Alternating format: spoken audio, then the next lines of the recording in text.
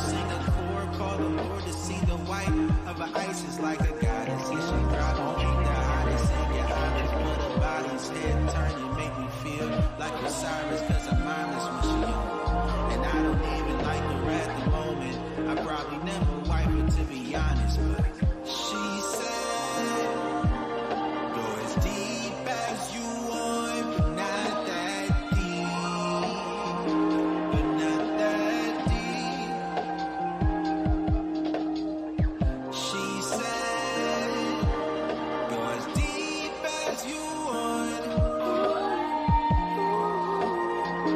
but not that deep. But how could I know this would be the whole of our story? Of our story, our story. And yes, I'm not surprised. Some of them my fault, but I'm not sorry. I'm not sorry.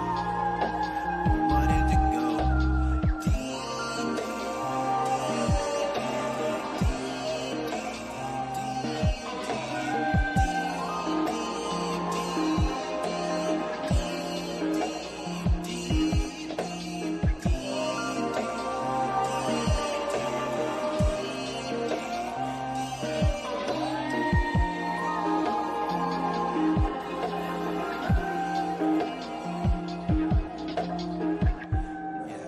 I know you came a couple times. I can feel it how you rock.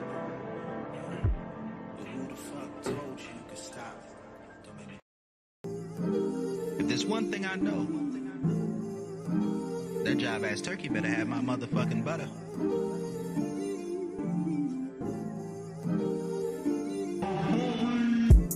Every time you see me, I got Adidas on. But I still can check a bitch, so better watch your tone. I'm the original Brodie, I'm the Tyrone they clone. Feeling tempted to roll it up and get in my zone. Rhythmic tones, frequencies hitting pyramid domes can lift up only through sound, and that's the shit that I'm on. Cryptic and shit in my prose, as I'm digmatizing a pro. A snake charmer, I'm told. But mine is errands, run some errands, ho go iron some clothes. Think it's a parent who's the parent, and I shine in my role. It's oddy-dotty, lottie-dotty, I'm a party on my own. Copper hottie, and she's acting naughty. She's up in the zone, I'm off some shotties, and I'm talking potty, trying to get it done. If this was 1973, I would've put you on a stroll. In 1993, I would have you on the pole. But we've evolved, I like women with degrees and some goals. Getting Z's at a decent hour when she make it home. No disease, keep that pussy clean, take care of them toes. She getting money, so all this shit she can do it on her own. Hit the gym, take your medicine, do your yoga poses. Here's a way that you can eat to feel full and fit them clothes.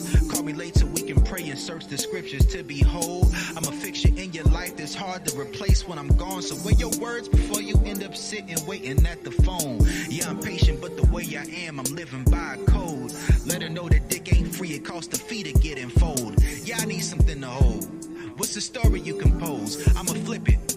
Don't you sell that pussy, let's go open up a business. Think I'm kidding, most are amazed at degrees in which I'm bold.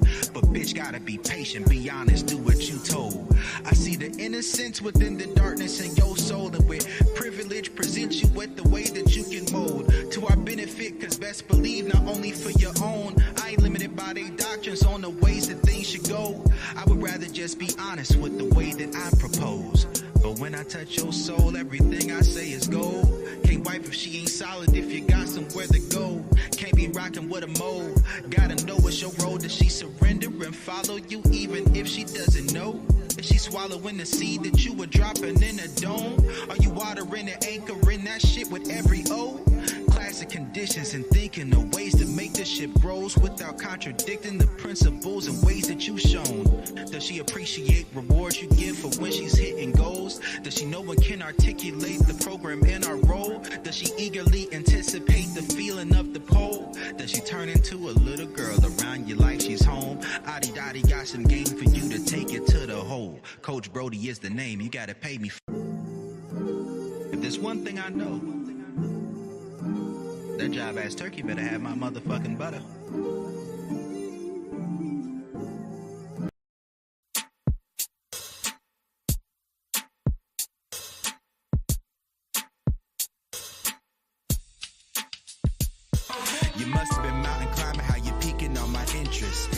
give you credit, I ain't think you really existed. Now you're near my heart, standing at the entrance. I went for a walk, but I'm staring from a distance. Rare that I felt I ain't care. If I get to hit your brown skin's unfair. Melanated misfit, elevated heart, way more than just a thick chick. My mind's been heavy, weighs more than a big bench. Pressed for the chance that I could wrap it in my arms. I wonder how it feels to be in love. I'm alone, they've been in love in a minute. I don't know if this is it, and it's probably not, but I'm definitely trying to feel at peace when we talking, so I try to do it often. You see the way I'm moving, so you probably write me off. Discipline, you're a Will Smith, from jaded to your option, but when I'm feeling Willow, you can make me feel awesome.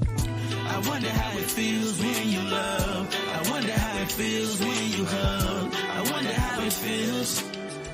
I wonder how it feels. I wonder how it feels when you love. I wonder how it feels when you hug. I wonder how it feels. I wonder how it feels. Yeah. I wonder how it feels. I wonder how it feels. I wonder how it feels.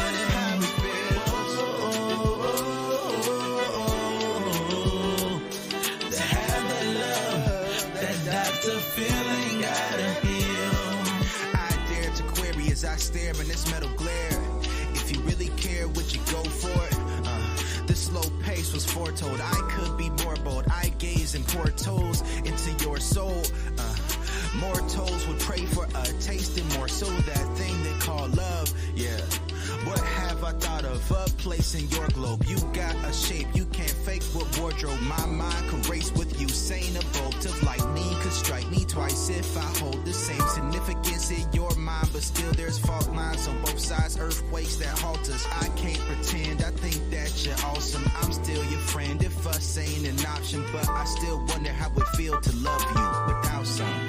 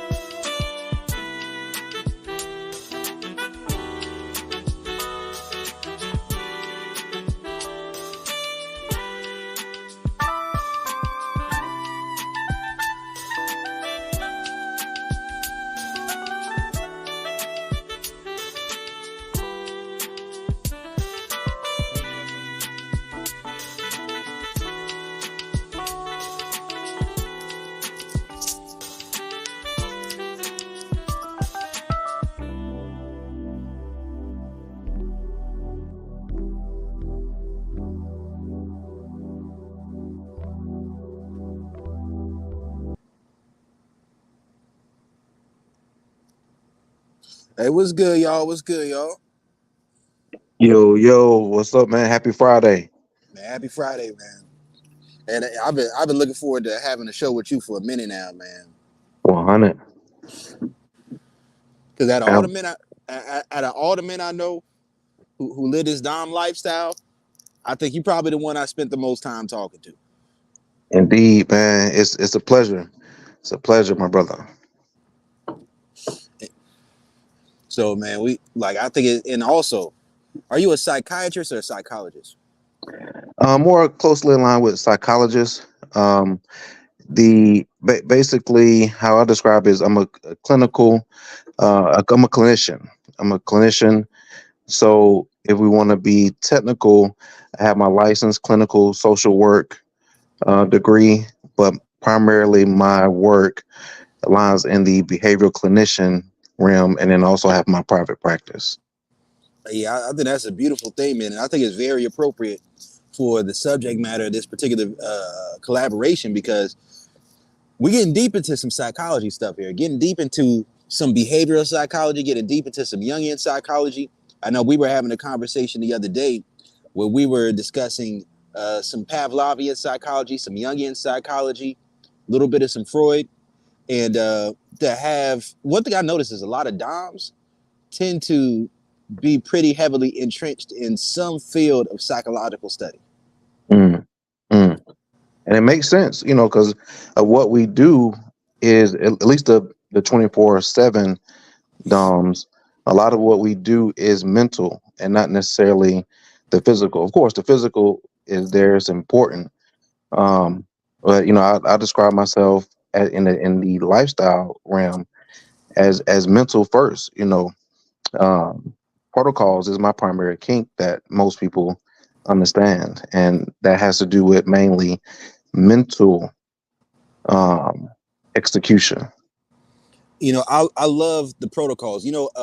I was already doing some form of protocols on my own, but conversations with you are really what hammered in protocols for me.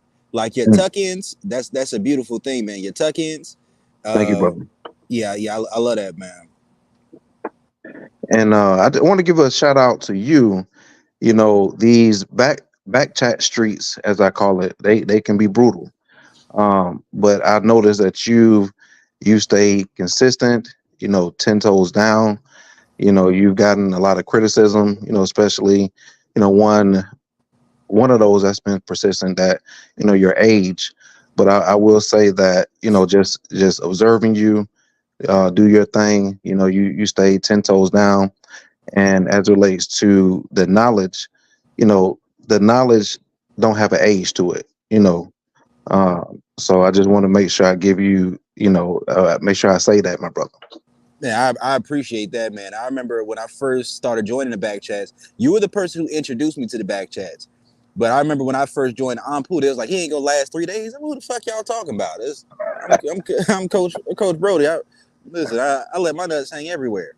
Same nigga everywhere I go. Indeed.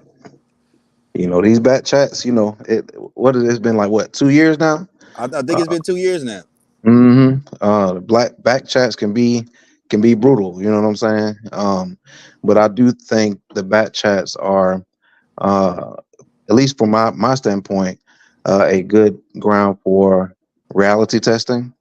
There's a lot of potential in the back chats. That's one of the reasons I stay in the back chats, as much as I do. But at the same time, just like with anything, we got to pace ourselves, because if you focus on one thing too much, it'll be detrimental, So that's I think, and I could be wrong, but I think you've done a good job of pacing yourself this year. Yeah, this year I was like towards the end of last year, I was going through shit, so I wasn't on here as much. But it's easy for people to like. I've seen people get consumed by the back chat. Mm-hmm. I've seen it happen, and it's sad to see, but it happens to people. You know what I mean? Because we're in a day and age where social interaction in person is not as common as it used to be. Plus, it's like when you go on the internet, you can find people who have some adjacent alignment with certain things that you're into and believe. So rather than finding people and then seeing if they're into things you're into, you can just find people who are into things that you're into already, but they may just be far away.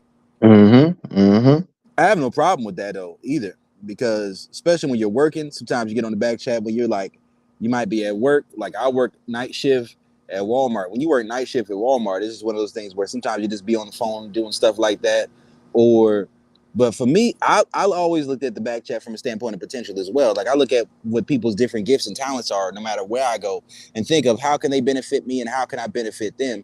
And I think that's part of this shadow work that we're talking about, right? Because most people see having ulterior motives as being inherently insidious and malicious. And I'm like, no, I believe that's just being intentional. You can think in a way where you have ulterior motives, but if those ulterior motives are mutually beneficial, I don't see anything morally incorrect with that. And indeed, it's so there's nuances. There's ulterior motives of. All right, so we talk about which role are you in? Are you dumb, or are you sub, or is this vanilla? You know, are you presenting one thing but meaning another? You know, now that's the issue I have with when people use the term ulterior motives. You know, but again, you know, we're talking about nuances here. You know, Yeah, uh, I think a big part of my shadow work came from simply not wanting to be a duplicitous individual, right? Like coming mm, from a gospel background, a gospel rap background, being very heavily entrenched in my religion, I recognized that through the suppression of my sexuality, that it led to me beginning to develop certain duplicitous mentalities. And I didn't act on them so much at the time, but I recognized how much strain it put on myself as an individual. And when I recognized that, it was around 2016. And when I recognized that, I started going through my process of shadow work, and it really took place through a lot of my biblical studies. Like a lot of people wouldn't think, how do you get it? Like, they'll be like, how do you get into BDSM from Christianity? And it's like, one, I'm still a Christian, but two, I was reading Romans 5, Romans 7 through 8. I was reading certain scriptures that was talking about how the law came so that sin would abound. And how, you know, Paul would talk about how I do the things I don't want to do, I do, and the things I don't want to do, things I want to do, I don't do. When I do good, evil is always present. When I do evil, good is always present. And he was just in a rut. And to me, what this represented was the psychological phenomenon called psychological reactance. It's reactance theory. And to me, the answer to reactance theory is to dive deep into your shadow and to integrate that with your ego. And when I say integrate that with your ego, what I'm particularly discussing is to take your more base desires, to take your more egoistic desires, to take your more shadowy desires, and to negotiate those with your morals and your principles and your values, and then to take these integrated values with your shadow, and then to put those into your persona. So we're talking about Jungian psychology. It typically goes from the top down.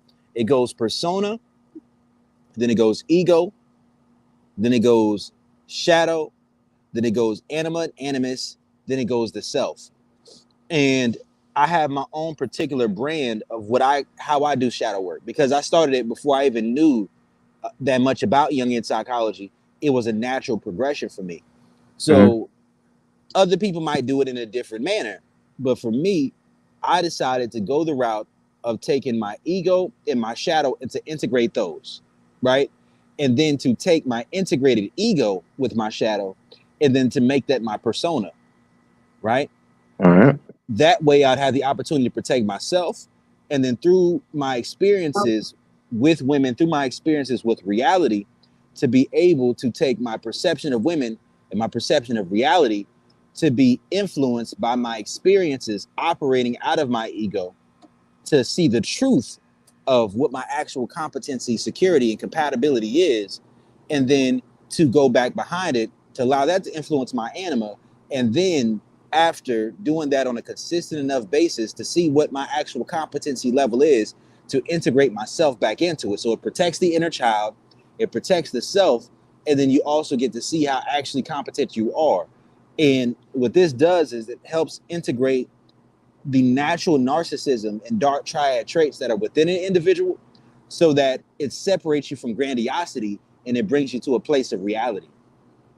Indeed, indeed. So the I'm curious, even though we talked about this before, but I'm curious as to, and it probably take a long time, but if you can give of the short version of how you were able to integrate those. But before you get into it, um, we was talking the other day about how I view things as relates to um, ego psychology, and what it is, it kind of it meshes with me the most, and that is the concept of sublimation. And is basically something that we're gonna say is on the lines of shadow, but not always the case, but something that is socially unacceptable, but you understand with your anima, or your basically uh, your inner animalistic part of you, but you are able to find a way to express that in a way that's socially acceptable. That's called sublimation. I use the example of boxing all the time. When, if you like to fight, but you fight on the street, you might catch some charges. However, if you discover a boxing gym, you discover, and you may even come to have a coach. That coach will train you, and if you have the willingness, the passion to learn, to get better, it may very well be possible for you to make money off of it, while getting that animalistic uh, need of yourself to, and again, it's socially acceptable. It's kind of crazy, and that's one of the reason I say all the time with BDSM in particular. It is the vehicle for most humans to be their most naturalistic selves. I strongly believe that. I observe it all the time. There's so many people that I've come across that they, they have this, I guess, for lack of a better term, weird kink, to a vanilla, or something that may be left field for most people. But however, if they understand about BDSM, and then, and you and I, we differ, on the consent area, and we can talk about that later. But as long as you have that consent, you can exercise these things in a way that's effective for you both. I definitely agree. I think what you're discussing right there. Now, I've researched into sublimation before, but I didn't get too deep into it. So your idea of sublimation is very similar to my idea of shadow work. But my idea of shadow work is different from a lot of other Jungian psychologists when it comes to shadow work. So I think in terms of Freudian psychology, the father of modern psychology, we would be discussing the id, right? And I've done that because I'm a boxer, right? Like I was an undefeated amateur boxer, and I became the assistant boxing coach in my local boxing gym at 19 years old. And like from a very young age, I spent a lot of time dealing with bullies, dealing with duplicitous and deceptive individuals, dealing with people who would try to take advantage of me. And as a young child, oftentimes adults wouldn't take up for me. And in the rare instances that they did, it would lead to shame from my peers. So I just learned to start fighting everybody, right? Like back when I was in elementary school, my father used to pick me up from the Boys and Girls Club in North Florence, South Carolina, every single week for fighting in the Boys and Girls Club. And when I got into boxing, it was at a very tumultuous time in my life, because it was when it was finally confirmed for me. I was about 14, 15 years old. My mother confirmed for me that she was addicted to drugs. And my father, in regular Black father fashion, we didn't have a conversation about it. We didn't talk about the fact that my mother was hooked on drugs, right? I was planning to go see my mother that summer. We didn't talk about it. Well, you know what he did? He did two things. He got me a puppy and he put me in boxing, right? So boxing was therapeutic for me. And I always loved the fact that I could find an acceptable outlet for my aggression. So through boxing, I used to always post on Facebook, on my original Facebook page, it got taken down, that boxing is therapy for me. So for me, like, I would see people say things like a lack of remorse for hurting people is a symptom of having antisocial personality disorder. And I don't believe I actually have antisocial personality disorder, but I do have tendencies that lean towards that because I'm a naturally aggressive individual. So it was one of those things where I could go into a boxing gym and I could spar, or I could go to a boxing club on an amateur boxing event day and I could have a match with someone, and I could exercise my desire to dominate and to compete and to hurt another individual, but it would be socially acceptable. And having these type of outlets made it possible for me to be myself, because the truth is that we need these attributes as human beings. if it weren't for these attributes of being able to emotionally separate ourselves from hurting others and to be remorseless, then no one would be able to go to war and then to come back and not be too heavily emotionally affected by what they did and what they saw during times of war to be able to live a balanced life when they come back from being in war.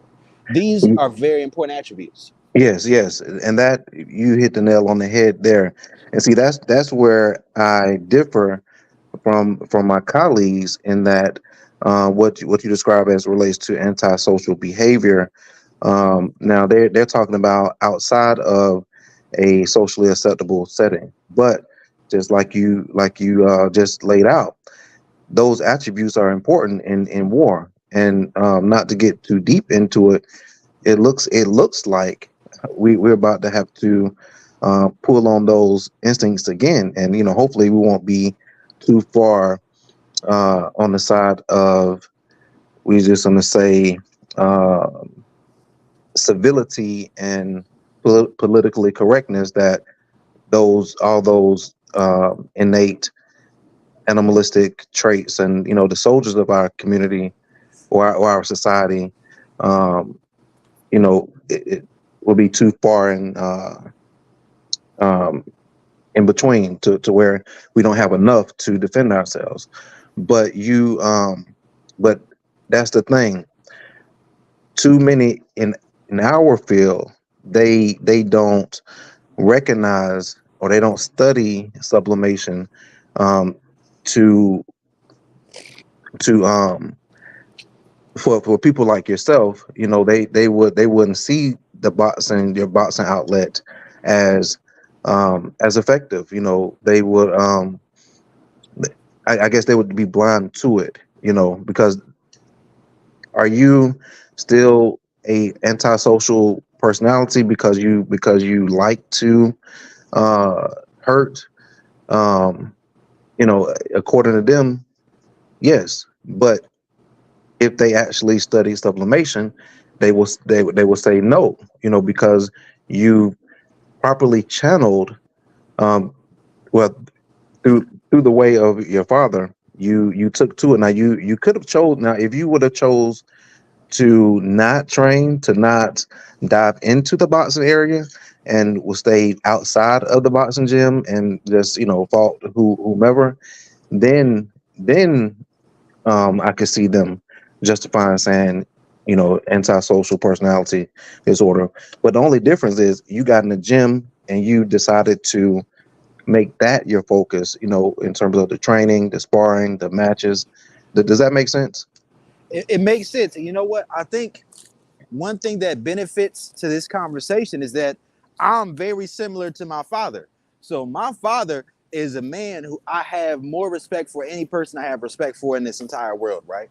Like, my father is an amazing man. Like, when I say my father is an amazing man, my father is an amazing man. And it's one of those things where I'm just a smaller version of him. Like, I'm about 5'9", 5'10". My father like 6 foot. He's just a bigger version of me. And me and him have very similar attributes. We have opposite signs. I'm a Scorpio. He's a Taurus. But, those are opposites. But opposites typically have a lot of similarities. And I knew not to play with that nigga. You know what I mean? So I could have been out in the streets. I could have been doing certain things. But I knew if I wanted to join a gang or to do some dumb shit like that, he would have pulled up with his gun. He probably would have pistol whipped me and everybody out there. So I'm like, I wasn't about to play with that nigga. I wasn't going to do it. You know what I mean? So I was like, you know what? I got to take what avenues are afforded to me. There we go. And I respect it, man. And that's the aspect of masculinity that we don't really talk about. It is, to make a long story short, it was a long time that masculinity was thought of as, and I'm talking about recent times, thought of as bad, toxic, all of those things. But thankfully, because more men are speaking up, and also I believe women are seeing what happens when you totally repress masculinity, what occurs. So I think the cat is out the bag as far as that is goes. We're not going back in the bottle. as on the macro level, so that's what's up, man. Men are important. Man, listen, I remember growing up when I was like, I've been suspended for fighting 10 times while I was in like grade school, right? Mhm. And one thing I appreciate about my father is that my father always knew that I was different, right? So my father knew that people would try to bully me or mess with me. So if I disrespected teachers, my father would beat my ass, right? Mhm. But if I got into a fight at school, my father would never punish me for getting into a fight at school. Mm. Mm. Like, this is some real masculinity stuff. My father grew up in the 70s, right? So growing up in the 70s, early 80s, if him or my uncle came home crying because they got bullied or fought somebody, my grandmother would make them go out and fight again. Yes. Yes. To me, I personally believe they need to bring bullying back. Mm. I'm so glad that people attempted to bully me. I'm not saying they were successful, but they attempted to. It really adds color to your character, because if it wasn't for people attempting to bully me, I wouldn't be the man that I am today. Because if you ever look at my album cover that I'm not sure if I sent it to you or not. It's on the thumbnail, or it's on the backdrop of this. It has Mhm. a honey badger on this. A woman who I was in a relationship with for 10 years. I was having a conversation with her sometime towards the end of last year, and we were having a conversation about spirit animals, right? And Mhm. I was saying, like, what would you think my spirit animal would be? And she said, I would think your spirit animal would be a honey badger. And I went down a Mm. rabbit hole of a bunch of honey badger videos, and I'm like, that sounds like me, because I'm a very tenacious, audacious individual, and that's my personality. I'm a go-getter. If I want it, I go get it, and I don't care what anybody else has to say about it. That's just who I am, Mhm. and I like that about myself. I will say the honey badger is definitely a ferocious animal. I'm one thing about me, I love nature, and that man, the honey badger is not only ferocious, but he's intelligent. And he's not that big, but it don't matter. So that's what's up, man. And like, when I was thinking about the honey badger, like during the process of this, and I have a song on my project called Prayer Eternus, right? That's Mhm. a concept from Jungian psychology, which is basically another word for Peter Pan syndrome, right? Mhm. And one thing I think about when it comes to the honey badger is that the honey badger will get bit by snakes, right? Because they hunt venomous snakes like black mambas and cobras, and they'll fight anything. A honey badger has a certain resistance built up towards venomous animals, right? So they'll get bit and they'll still kill what they're killing, but they'll get bit and then they'll fall asleep for a couple of hours, and then they'll wake up and then keep moving as if nothing happened. And that reminds me of myself, because there's been times in my life where I would get bit by snake individuals, right? Where they would Mhm. have very duplicitous mentalities. Or let's say I would, and this is not the best thing to say, but let's say I'd find myself in situations where the only way that I could truly empathize with other individuals would be under the influence of drugs or alcohol. Not hard drugs, but just like, smoking some weed, drinking some liquor, you know what I mean? Mhm. And those experiences, I wrote my song Prayer Eternus about that. And also, like, one thing people oftentimes don't talk about is sex addiction within black men, hypersexuality. I'm not even truly beyond that. I'm still a hypersexual black man. You know what I mean? Mhm. And I don't see that as completely wrong or bad, but I also see the pitfalls that can come with it. Right.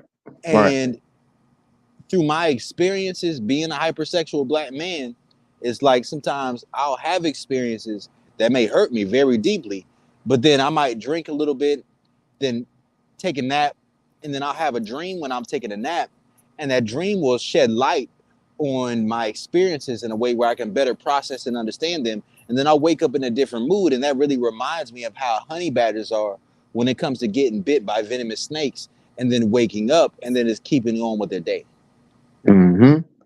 And to use that metaphor with black men, I would say that on the macro level, we all need to have some of that, at least to a certain degree, to self improve to the point where things, life gonna happen, life stuff is gonna happen, but to see that it happened, feel it, but not stay there. That's the whole thing. And but the thing is, you got to remove that bitten area first. You can't just let the snake bite just be on you, right? You got to get it off first, take that nap, and then keep it moving. Yeah, I bite back. That's one thing about me. Some people don't like that about me, but I don't give a fuck. I'm gonna be honest with you. That's the truth of the matter. You seen how I can be in the back chat sometimes. Hey, you remember? Hey, you remember the Buffalo Soldier thing? No, refresh my memory. So I remember when we were having our beefs in the back chat, and I don't know what it is, but it would be the more rotund women in the back chat who would have an issue with things that I would say. And I would try to communicate with them healthily for a little while. But as they kept going with the shaming tactics, right? With the what's the word that Kevin Samuels used for it? Sign language. They would keep going with the sign language, and then I would just, after a while, I would give them a couple warnings, and then I would start going in, right? And I would just start going in. And I remember one time I got to the point where anytime they said something I ain't like, I would get in there, and anytime they say something I ain't like, I would just put a voice clip in there. I'd be Buffalo Soldier, boy yo yo, boy yo yo yo. Yeah, indeed. Yeah, man. Man, them days were brutal, man. Them days was brutal. It was a trip. There was some brutal days in the back chat, but man, we have fun with it, man. But Mm-hmm. I think people got to understand there's a lot of stuff that went through before we actually got to that point where things got that brutal. It didn't start off that way, Right. but for me, I'm just the type of person where I'm going to communicate to people a couple of times. Then after I communicate a couple of times about what I think is acceptable versus not acceptable when it comes to what's healthy communication, then all the gloves is off, and I'm going for the jugular. And that's fair. That's fair because especially for someone who, for those of us who can have healthy, effective communication, right? And of course, everyone is not. I'm not gonna say not capable. I do believe everyone is capable, but if someone is continuously communicating to you in an aggressive manner, it is not healthy for you to continue to respond in an assertive manner. Some of us continue to do it, but even myself, I have communicated in an aggressive manner, which that's a whole nother story, but it's the truth. Because at some point, you got to bite back, and that's just what that is. So, I don't fault you or anybody else, with that. You know that reminds me of? It's a video I got to make, right? And it's a wild video, but it's a video about conditional masculinity, right? Because I know we oftentimes have a conversation about conditional submission or conditional femininity and things like that. But my ideology is about the sexual polarity quadrant. The sexual polarity quadrant has all four aspects in it. So how I look at it is like this. I don't really see a problem with conditional masculinity. I'm gonna be honest with you, because conditional masculinity is like, let's say we're talking about the concept of core polarity, right? Have we ever had a conversation about core polarity? We have. So core polarity is saying that you have one space in the quadrant that you more closely gravitate to, whether that's masculine, feminine, dominant, or submissive, right? If you are primarily dominant, then in the high cup space between the social, the sexual, the self-preservation level, you will be in masculine dominance. But if you reach a low cup space, then you'll be in feminine dominance. And feminine dominance is where you're going to be more so aggressive, more so passive aggressive, or where you're going to be more so manipulative or aggressive, right? So for me, I don't necessarily see that as a bad thing, because if you communicate to somebody what your triggers are and they don't respect that, I believe you have every right to come at them with full force. Right. Right. That's me personally. Some people may not agree with that. Some people say, "Oh, your character is your character." I'm like, no. If you're in a situation where things are not just, where people are not carrying things in a proper manner, I believe you have every right to come at somebody with full force. That's my personal belief. Understood. And so on that point, I would say this, because the situations are different, individuals are different. Um, but I will say that if someone is coming at you, all right, so I'm gonna put it in uh violence terms, physical violence. So if someone is poking you, with their finger, I don't think it's proportional. I'm not saying that you do this. I You're talking don't about think it's proportional. I don't think it's proportional for that person to pull out a gun and shoot them, right? I agree. Um, you know, but if that person is coming at you with a knife, in an aggressive way, and you understand that, hopefully you got the time to do this, but you probably won't. But anyway, they trying to stab you with a knife, and that is gonna come for your organs, and kill you. So yeah, taking out a gun, uh, bomb, going nuclear, that's appropriate. Um, is some people, some people believe that because they're poking you, then I have a right to shoot you because look, why are you touching me? You see what I'm saying? Yeah, that would be overkill. That would be overkill. And I think Mhm. this brings us to a good topic point, right? And this is something we were talking about the other day, right? Which is validational loops, right? Hacking validational loops. I think that most people are not on a level to where it's truly attainable for them to be their idea of truly healthy, right? Because oftentimes you and me would have conversations revolving around the topic of what I consider sexual polarity, right? Mhm. And my idea of sexual polarity has 4 cup spaces, right? You have the Mhm. low cup space, the medium cup space, the high cup space, and the overflowing cup space. Most people are not in a position in their lives where they're even in a high cup space, but they idealize the overflowing cup space. A particular belief that I have is that you can't overpower an unhealthy attachment with a healthy relationship or a healthy dynamic unless the person themselves becomes healthy.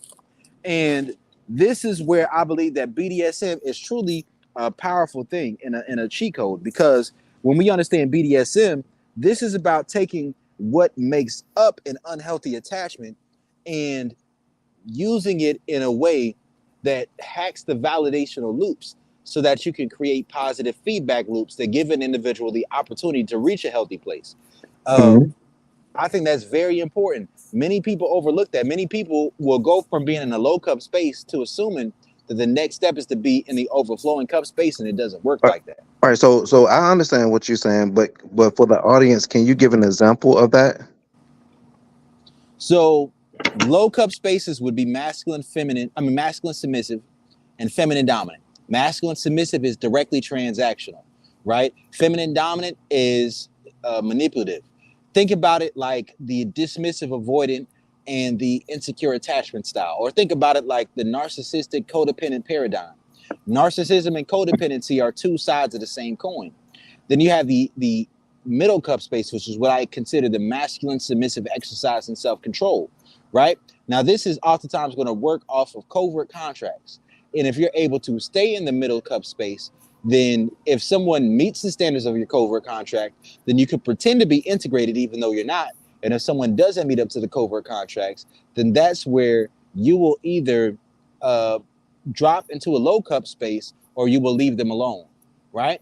And then Mhm. we have the high cup space, which is going to be masculine dominant or feminine submissive. Masculine dominant is where you focus on your intrinsic desirability in your process, your program, your structure. Feminine submissiveness is when you're focused on your desire for the individual. It's masculine security versus feminine security. And then the overflowing cup space is what people consider healthy communication or healthy relationships. This is something that flows through having a combination of both masculine and feminine security. So you have the integrated masculine, the integrated feminine, and then you have the masculine dominant exercise and self-control. My ideology is not really based around saying that everybody should be integrated.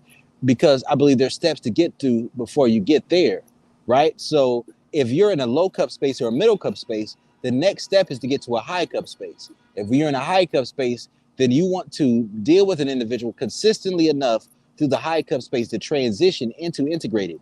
Right? That's how I view things.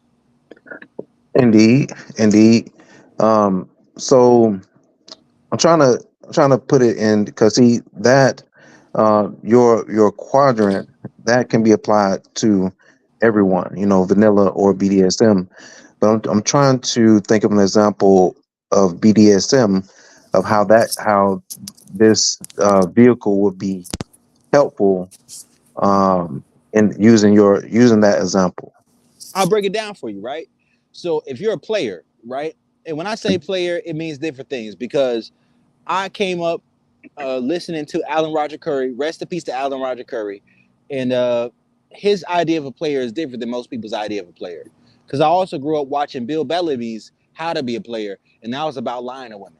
So if you have to lie, or you have to force women and coerce them, or you have to manipulate them in a way where they don't know what's going on, then this would be considered Feminine feminine dominant. dominant. That'll Hmm. be feminine dominant, right? Right. So that's a dominant mindset. Now, understand that men and women have flipped dominant and submissive egos. We all have all of them, but it's flipped for men and women. So a man, his dominant ego is going to be about gaining control and sexual access. For a woman, her dominant ego is going to be about gaining non-sexual access, but also about being viewed as innocent and being viewed as faultless. So we have to understand that these things are different. So for me, and this is interesting, I don't know if we talked about this before, but when I talk about my concept of transitional dating really works from starting at the bottom level of masculine dominance, which would pretty much be being a service top, right? Hmm. So it goes service top, then dom, then from dom, you may go into master or you may go into daddy dom. So a daddy dom would be like the integrated masculine, and a master would be like a masculine dominant exercise and self-control. So to me, I don't believe in most people's idea of healthy relationships and healthy dating. I don't believe in that. To me, going on dates and being in a relationship with a woman would simply be role play. To me, the real relationship is the dom sub dynamic. Understood. Understood. So, to one of your points, I don't believe in not telling the truth. I don't believe in lying to women. That to me um You're that's feminine. nonsense. Or right. So in that lens, that's feminine dominant, right? Manipulation. My thing is, and I've gotten I guess you could call it rejection or pushback for keeping it real. Like, look, this is what it is. This is what I expect. This is my program. Um, and if you cannot deal with my program, all right, peace out. Don't slam the door on your way out. You know what I'm saying? But however, by sticking to my program, I'm not saying that, all of my relationships have been A1, right? Because, there's other elements that come to play even after a woman um, communicates and demonstrates that she's on your program. But for me, for a man, well, for me developing my program, and it took a while for it to do, it may seem simple to most. Um, by having that program solid, it it's a good effective vetting tool as well.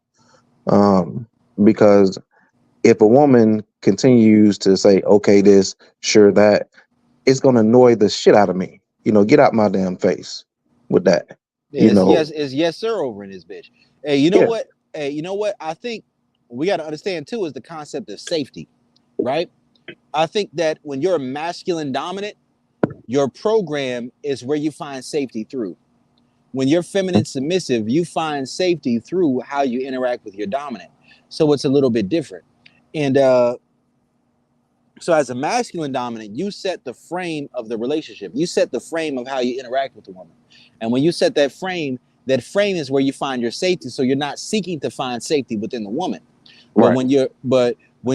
but there's women who are masculine dominant too. I'm not going to say that there aren't any. But one thing I'd like you to do real quick is to tell me some of your history of how you got into BDSM. Understood.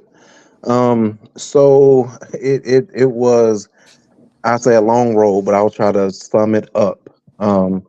So early on, and I'm talking what, 12, 13, more specifically, seventh grade year going into the eighth grade year. So I was playing football. So, but it was that summer. So as you know, during the summer, there's, football practice and, stuff like that. But this particular time, I was just at home, and there was a rumor maybe a week or two prior to this incident occurring. It was a rumor that it was some girls going around jumping boys, pulling their pants down, stuff like this. So I was home this particular day, and make a long story short, they came to my house, and so they was trying to, I opened the door. They were trying to push into my crib. I showed them that they couldn't get into my crib. By it was like what, maybe 30 minutes to an hour. In which I showed them like, look, you ain't getting in here unless I let you in here. But I decided, I remember this. I decided to let them in to see what they were going to do. And then and again, we going way back. We talking about planting the seeds. So they were, I guess doing what they were doing, trying to pull my pants down. I wasn't going, what I'm saying? I wasn't going. But it took them, about an hour or so. But anyway, I decided to let them, do some freaky things, to me, what I'm saying, put their butt in my face. I like that type of shit. What I'm saying? I was a freaky little boy, what I'm saying? And so, and it's crazy, one of my good friends in the neighborhood had came over later that day, and he told him what had occurred, and he was making comments like, man, you a freak, dude, what I'm saying? Because he understands that I let them do that, right? And we had communications years down the line, and he would say, man, that was the day that you became a freak, what I'm saying? So that was the seeds planted. Fast forward to college, or well, around the time where I say 18 to 20, there was so I went off to college, and but back at home, there's a couple things that occurred. Back at home in our neighborhood, there was it was basically what it was. You come to find out later, it was a swingers party. So across the street from my best friend's house, back then there were Yahoo groups, and they would have these swinger parties, and they would let us in. Yes, we were underage, and that's the first time I've seen black people have, we're just gonna say, alternative lifestyle. I saw a man rubbing on a woman's feet. Of course, we saw, oral reciprocation to and or, it was fascinating to me. It was like, wow, and we dive right into it.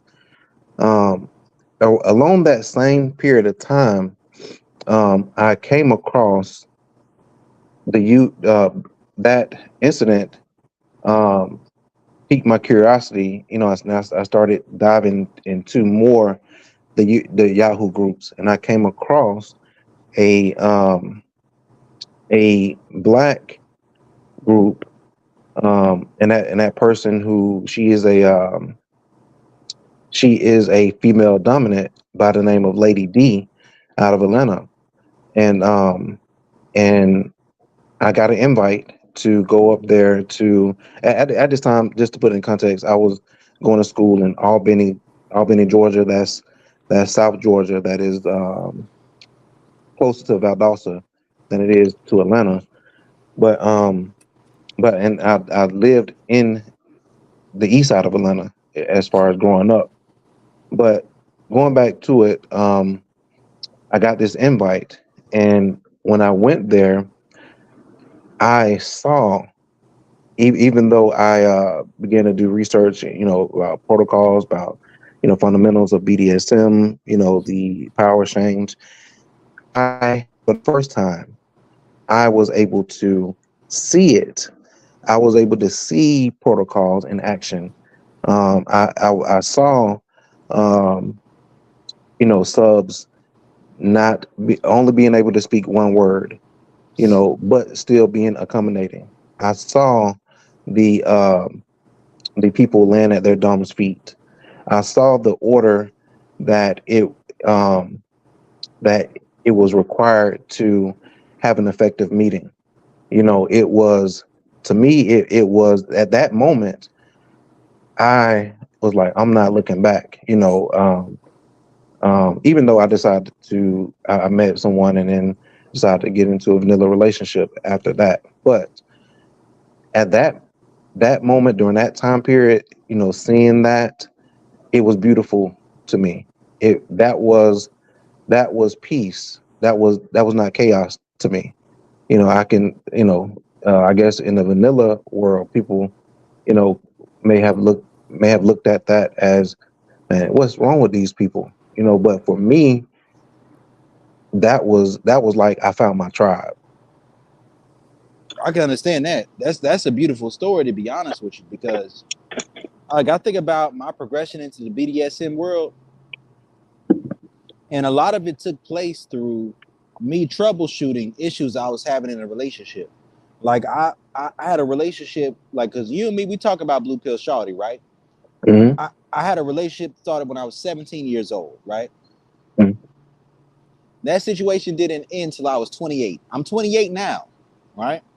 Hmm. And it was a situation where through troubleshooting with that relationship, I began to recognize the animus, right? And I also began to recognize the shadow. And through my experiences, I started recognizing how a woman may attempt to use her animus or her social programming to manipulate you, right? Out of certain levels of sexual access. So I would learn to reverse that manipulation when it would occur. And this would end up with me being in a lot of CNC relationship dynamics. And then eventually I ended up entering into the hookup culture world. And within the hookup culture world, I would just be honest about what I wanted and what I was looking for. And through that process of knowing what I wanted and what I was looking for, like I said, I came up a lot listening to like Alan Roger Curry. I believe in being very direct about my intentions. So through my experiences, it would just naturally evolve into Dom sub dynamics with women I would interact with. It wouldn't even be something where I knew I was in BDSM at first. It's just I like to dominate women. That's just kind of how I am. And through that journey, through that process, I realized that I can just use the verbiage of BDSM to express what I naturally desire to get into when it comes to dealing with women. So it would be things like having protocols. It would be things like, I like me personally, I've never taken a woman out on a date uh, in order to have casual sex with her. I've never done this before, right? Hmm. Like a lot of that was being respectful to my relationship as a primary partner. But at the same time, it was because for me, I see the foundation is like, okay, is the foundation going to be the desire, or is the foundation going to be trying to succumb and submit myself to this woman's social programming? So in my experiences, I just ended up naturally just gravitating towards the BDSM lifestyle. And once I realized this is what I liked, this became the norm for me, right? And through this becoming the norm, it's like, I don't really want to deal with a woman unless this is something that takes place within it. The BDSM dynamic, when I first got into BDSM, I didn't even know this is what it was at the time, but I got into BDSM as a brat tamer. So because of my experiences dealing with Blue Pill Shawty, I became so in tune and accustomed to the manipulation tactics of women that I would be able to circumvent these manipulation tactics. And through circumventing these manipulation tactics, they would get very turned on and be willing to do whatever I told them to do. And this is what led to me becoming a brat tamer and a service top that eventually led into me being a dom, a daddy dom, and a master. Man, I tell you, man, the brat taming thing, that takes a lot of patience and perseverance, because that all right, so everybody knows, I don't deal with brats on an intimate level. But as we know, a lot of women, they have brat tendencies. And so being able to stand on your square and having the ability to levy consequences, that's essential. That is another.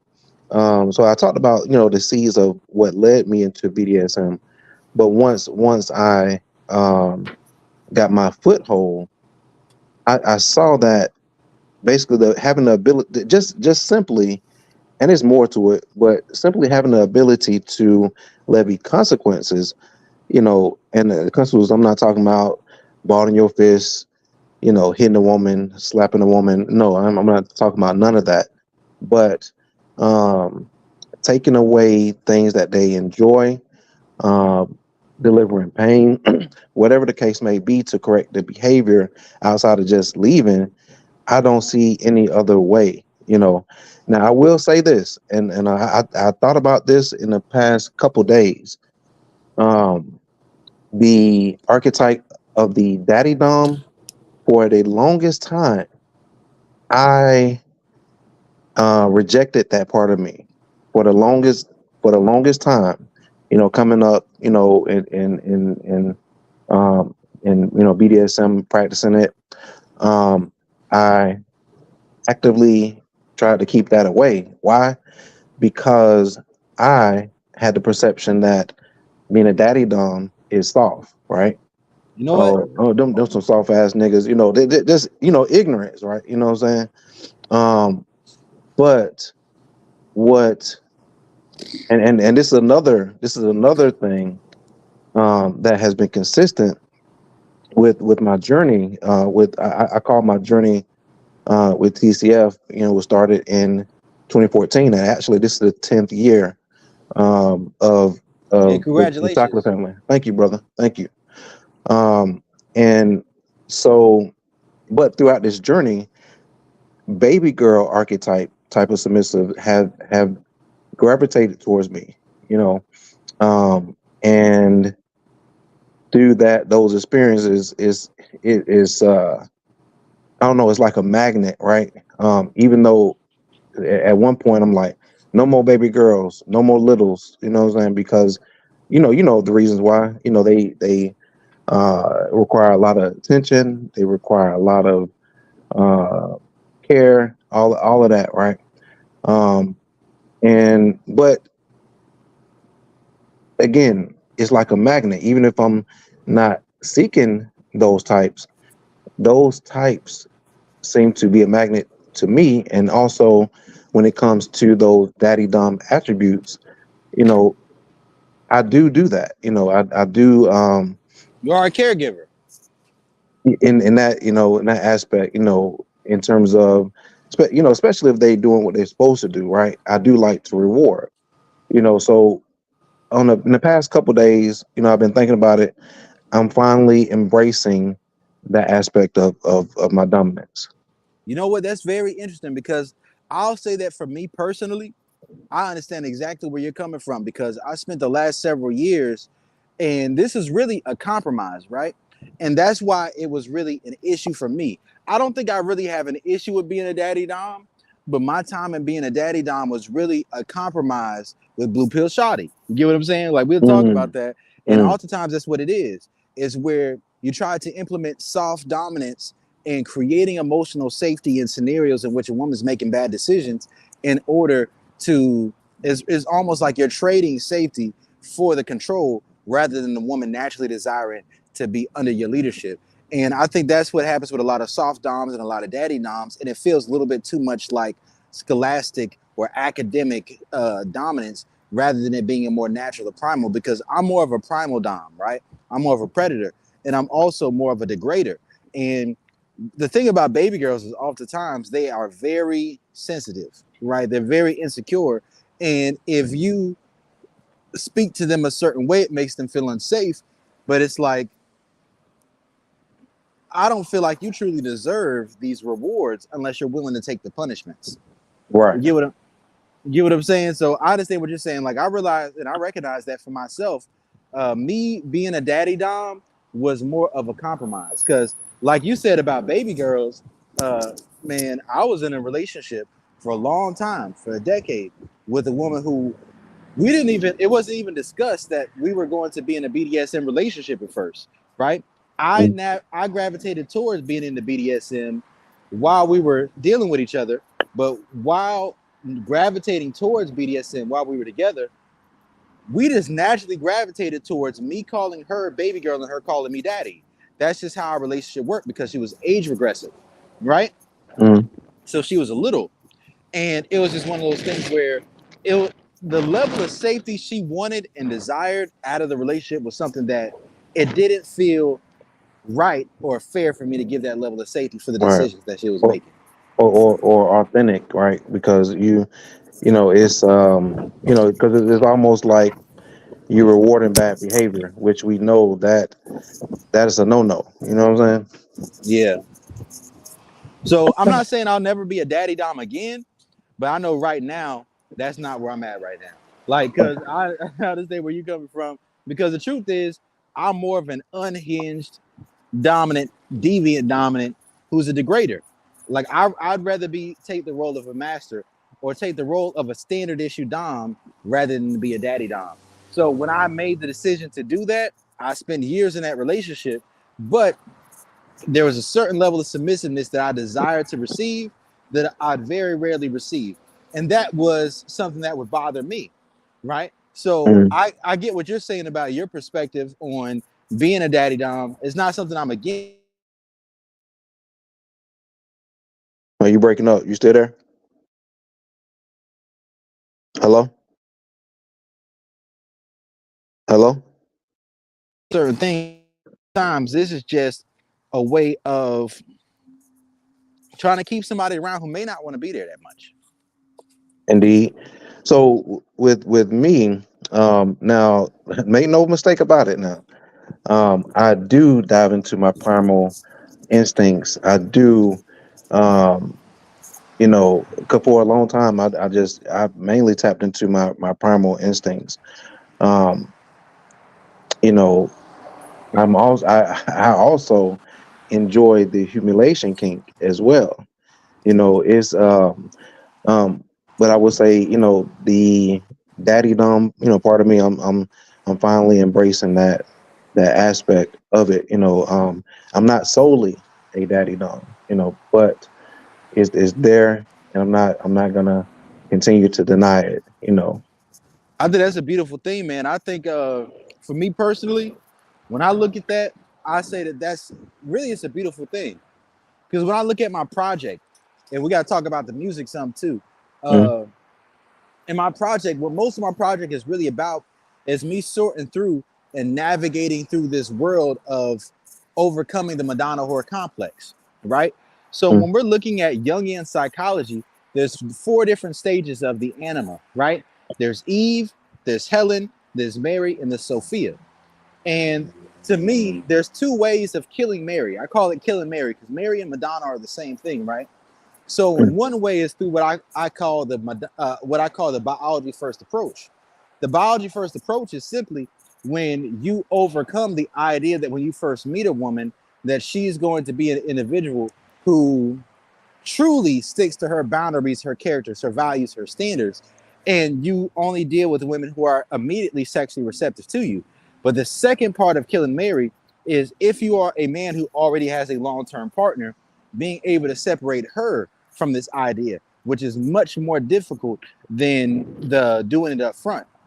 So a lot of my project is about the Madonna horror complex and navigating through those different steps and those different stages.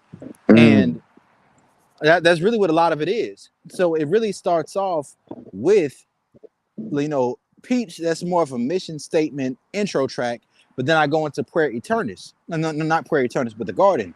And the Garden is basically from a period of my life where I was celibate, right? For religious reasons. And I was with a woman who was celibate. And I no longer believed that premarital sex was a sin.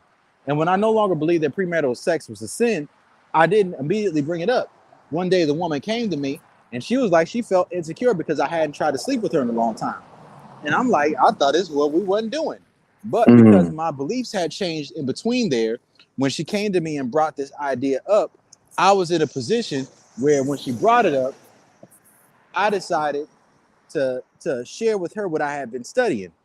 So during a time where I had really got deep into my studies about Christianity, about my religion, about my ideas about things, I was in a position where I had gotten to a place where I no longer had sexual shame about my desires, right? Okay. And when I got to this place where I no longer had religious sexual shame about my desires, I was ready to present to her how I wanted things to be. And one thing that I began to recognize was the social programming. I began to recognize the animus, right? Because there would be times where she would be willing to go against her beliefs and her values in different contexts. My love for her wasn't a good enough context. My desire wasn't a good enough context. Her desire wasn't a good enough context. But me being willing to walk away was a good enough context for her to be willing to contradict her own values. And this created a situation where at the end of Prayer Eternis, I have lines where I say, why is death so romantic? I'd rather spend my life with you. And when I talk about that in the song, what I'm really discussing is going from that place of having the moral high ground of saying, this is what I want, this is who I am, this is what I believe in, to saying, because I know that given enough time or given enough space and opportunity, that you're not going to stick to your values, I'm going to be willing to play the bad guy in your story so that you can break your values with me, because the values that you're breaking don't break my values. The thing is that's deep, my brother. And I want to give you, you know, your props on congratulations on this project. Is dope, you know, is deep. And so I listen, I had the I don't have them broke down by songs, but I do have them break down by minute marks. And if you don't mind, you know, when I say something on the minute mark, if you can let me know the name of that song and the concept where you were going with it, if that's cool with you. Go ahead. All right. So the 8:40 to the 9 minute mark, you talk about the Topanga, and of course we know as relates to Topanga, was the boy. She was the character in Boy Meets World, which was one of my favorite shows, by the way. It was my favorite show, hands down. Understood. Can you because I remember we talked about this, you know, you know, in the back chats. Can you let the audience know what you mean by Topanga and what you were trying to convey in the song? So when we're talking about Topanga, and that was on the song Prayer Eternis, that's the third track on the project, right? And what Topanga really represents is your idea of blue pill shawty. And what Topanga really represents is a woman with a father complex. I remember listening not only to Carl Jung, but also to Marie Louise von Franz. Marie Louise von Franz was the prize student of Carl Jung, and she would have videos where she would talk about the father complex and how a man who was anima possessed, right, would oftentimes cling towards a woman who represented stability. So a woman who would represent stability through her father complex would be a woman who presented the idea that she was somewhat sexually untouchable, right? And through this idea of being somewhat sexually untouchable, this would provide stability and security for the man, and then he would use the woman's security to motivate himself to do the things that are considered masculine within life. So when I say boy meets world, Topanga I thought I needed, what I'm really referring to is that relationship I was talking about where I was a daddy dom. It was a situation where I met the woman when I was 17 years old. It was before I had any game. I didn't have any game back then. All I knew was I didn't want to be in the friend zone. That's all I knew. So I was like, nah, I ain't about to be your little friend. We about to go on dates. We about to do all this other shit, right?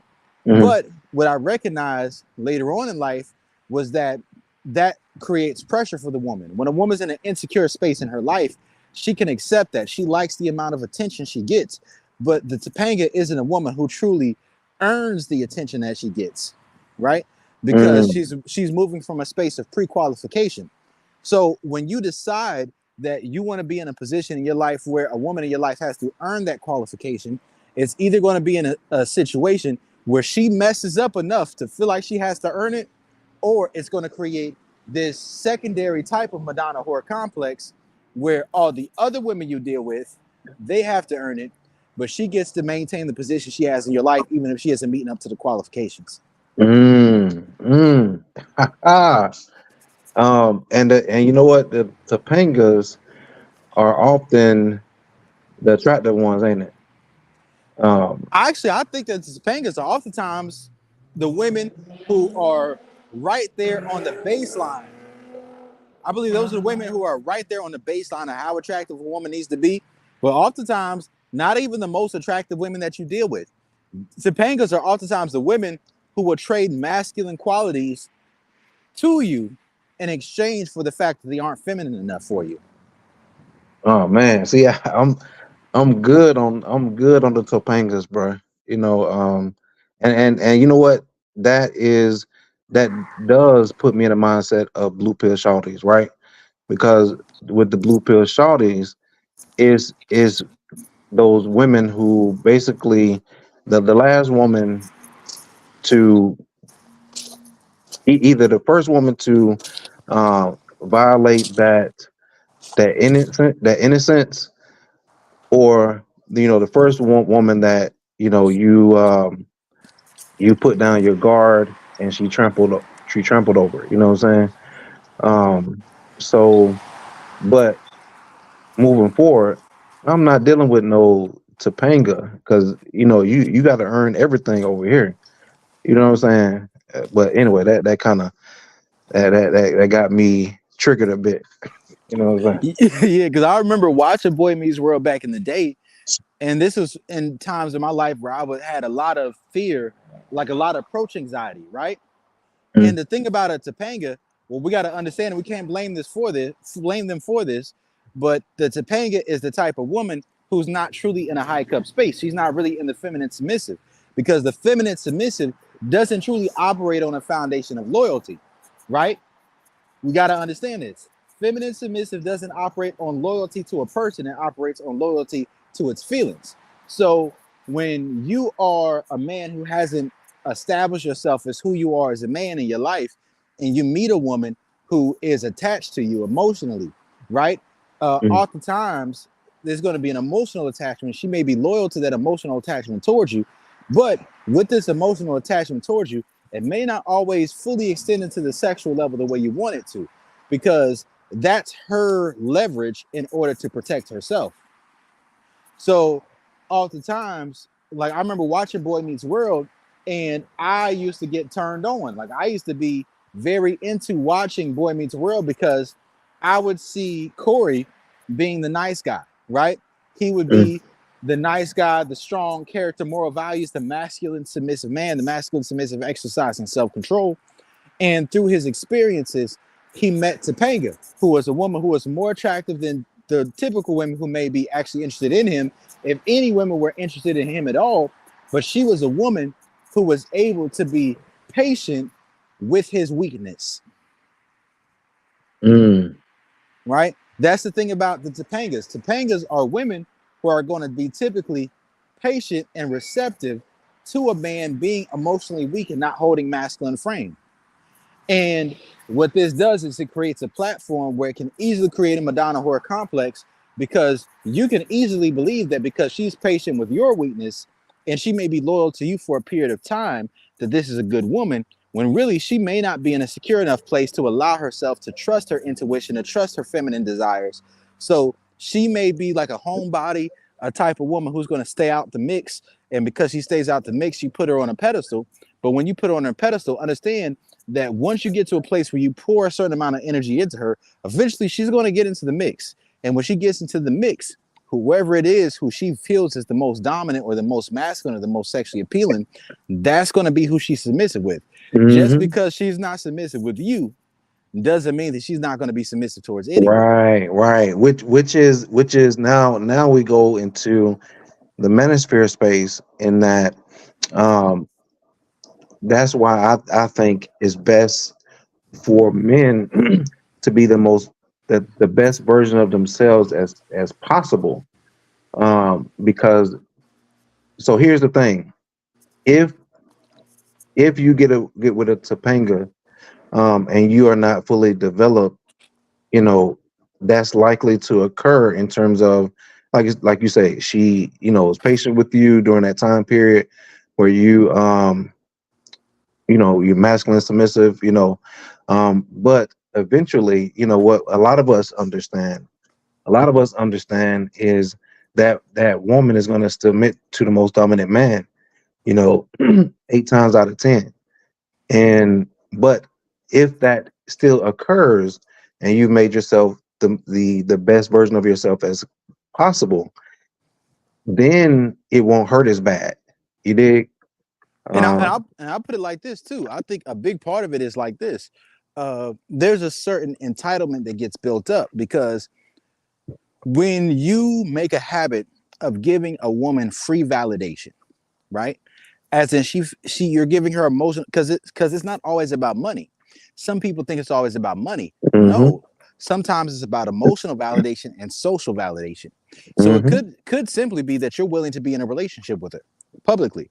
It could simply be that you're willing to be patient with her mood swings, and it could simply be that you're willing to attempt to make her feel safe even when she's making bad decisions, and to not hold standards. And when this is the case, a woman is truly manipulating you through her animus, her father complex.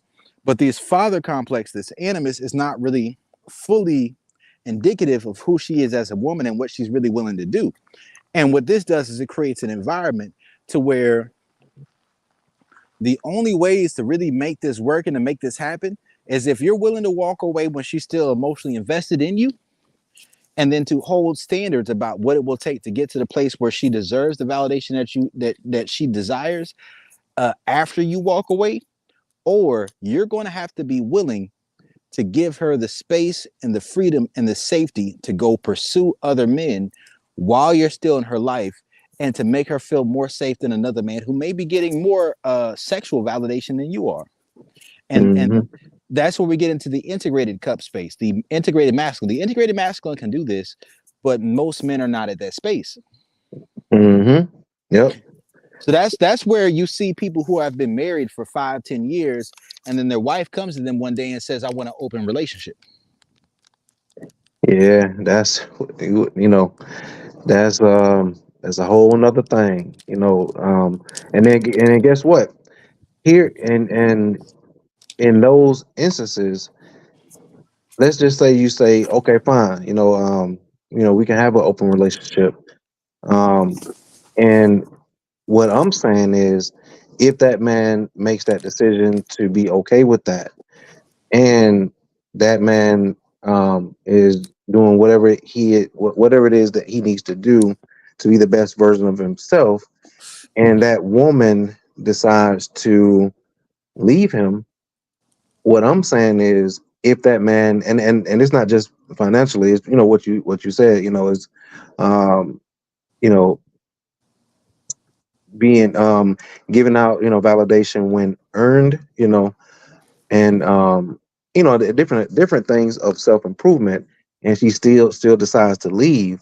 What I'm saying is that man needs to be what it's likely that that man would be, yeah, he's still going to be hurt regardless, but not as hurt because it, uh, it opposed to a scenario in which he didn't, um, he still needed things to do on himself. You know what I mean? And I agree, and I think a big thing to understand too when it comes to this is that oftentimes the Topanga within her animus, she will use manipulation tactics that aren't necessarily above the board.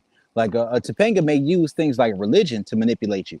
Like a woman may come to you and say, you know, I want to see what I feel like our relationship is just about sex. You know, I feel like sex is just what keeps us together. I want to see what our relationship would be like without sex. That's a manipulation tactic, especially if a woman uses religion to do it. That's not truly who she is. She doesn't truly need to feel like she can follow a man spiritually, religiously in order to be submissive. But this is a manipulation tactic because the truth is she needs to gain enough intrinsic uh unconditional non-sexual validation from you to fill her cup up enough to be in a position where she has enough energy within herself to pursuing another man sexually. So that's really the truth of the matter. So when I talk about my song The Garden, really what that was about was me subconsciously understanding this. So I chose to be someone who could be considered the narcissistic boyfriend or the narcissistic ex because I felt like, okay, she's not going to stick to what she says she believes. I've seen enough to know that this is the case. So I'm not going to give her that. She's going to have to earn this validation. I'm going to walk away and then I'm going to fuck with her as a fuck buddy. And during that period of time, it's all good. But you know what happens with Topangas? What Topangas will do is they will present you with some type of idea that will make sense, right? It could be depression. It could be hormonal issues. It could be religious values and beliefs. It could be anything that they present through their animus, which is a father complex, as to why they do not want to be sexually available to you. Mm-hmm. And when Yep. they present this and then you succumb to it, then what will typically occur along the process is that she will finally get enough energy to be in a high cup space so that she can pursue being a whore. And the issue is this, for me personally, I don't have an issue with promiscuous women, right? I personally like promiscuous women. I'm gonna be honest with you. But there are certain sexual standards that have to be met because sex does have an effect on women in a particular way. So it's like if your needs are met with this particular woman, then if your needs are met well enough while you're in her presence to not worry about what she's doing when you're not around, then an open relationship doesn't really matter because you could separate yourself from what she's doing. But if the only thing she's doing to get you to not worry about what she's doing when you're not around is value that she's adding to your life non-sexually, then she's really hoarding her sexual energy and, Mm. and building that up for someone else. So like, let's say you have a woman in your life who plays the role of Topanga. I call that the old lady, right? I need to make a video about old lady game. So an old lady will be a woman who she may have a car if you don't have one, right? Or she may have a better job than you, right? Or she may be very dutiful, right? She may be a helpmate. She may be a woman who knows how to, if anything you say that you need, even if you're saying it just in passing, she'll go get that for you, right? She'll take care of whatever needs to be taken care of to make sure that you're straight. But really what she's doing is she's bribing you subconsciously with masculine attributes so that she can avoid being in a more feminine and opened up and uninhibited position with you. Wait. So now those. So I hear what you just said. The only thing that I'm confused about is when you say masculine traits. Because if she goes to do what you want in passing, or even a direct directive, I don't I don't see how you attach that to masculine traits.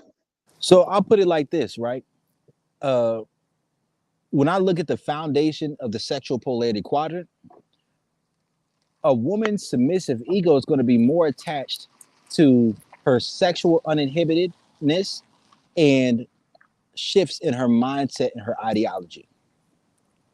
If a woman isn't having shifts in her social programming as far as the way she looks at life and reality, and a woman isn't fully sexually submissive with you, then everything else that she shares with you, because remember, the tenets of being dominant are good D and guidance, right? So if she isn't receptive to your guidance about your ideology in life or fully receptive to you sexually, then this could very well be a woman who's sharing masculine qualities to bribe you out of holding standards to her about how things should work sexually and how things should work ideologically.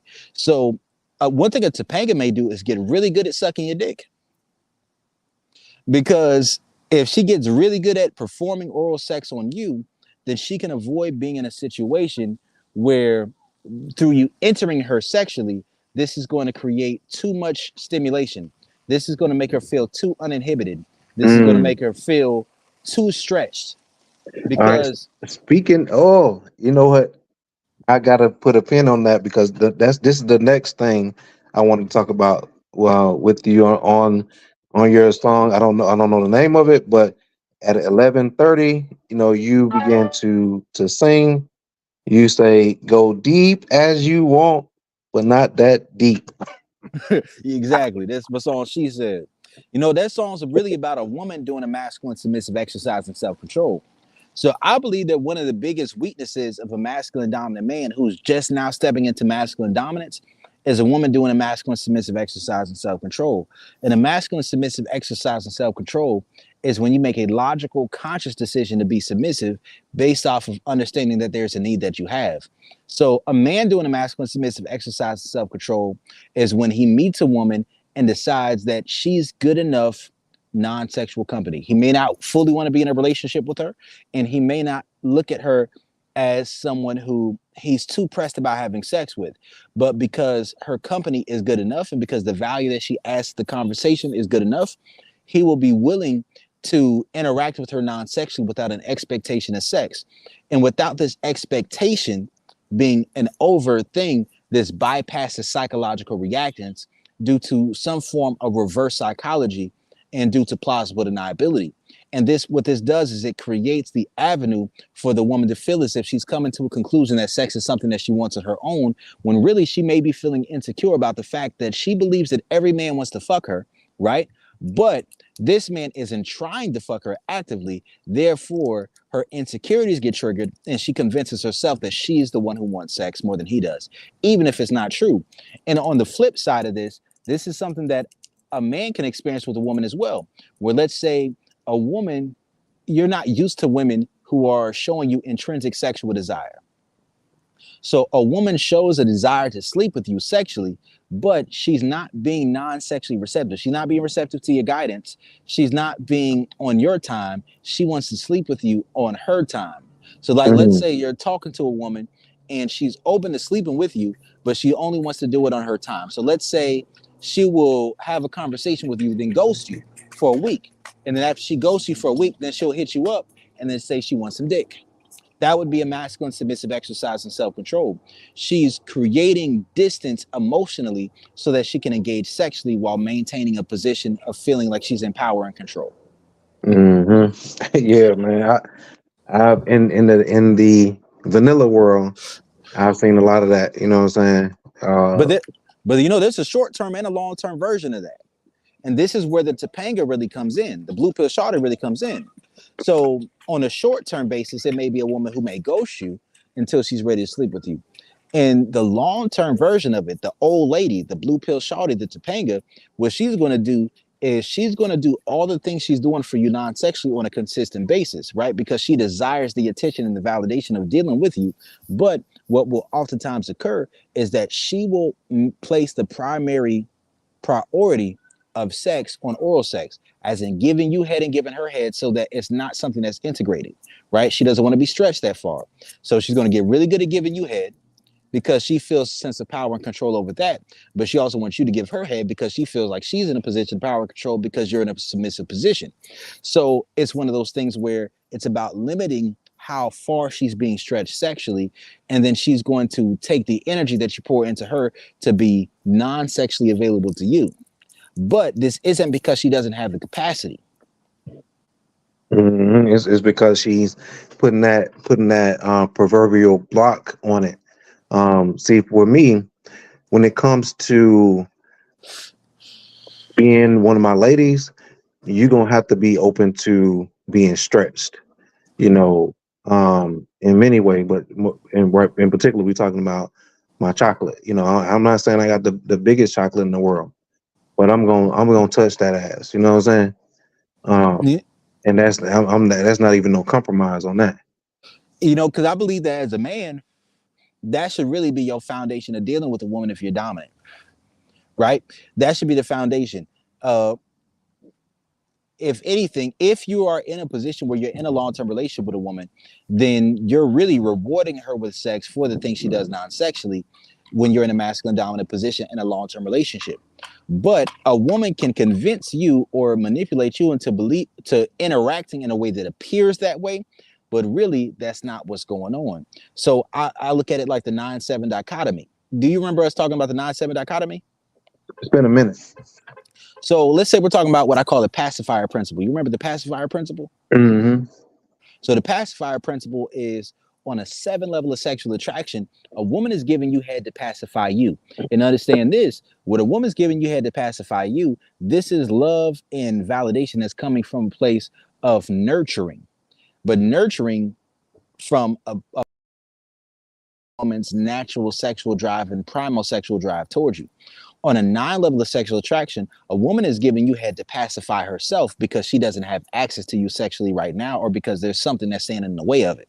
So when we understand this, it's a different dichotomy that's taking place here. It's a different dichotomy. So I believe that as a man or as a masculine dominant, you need to have enough of your own shit together to where you're not overly relying on what a woman does for you non-sexually so that you can set your sexual standards.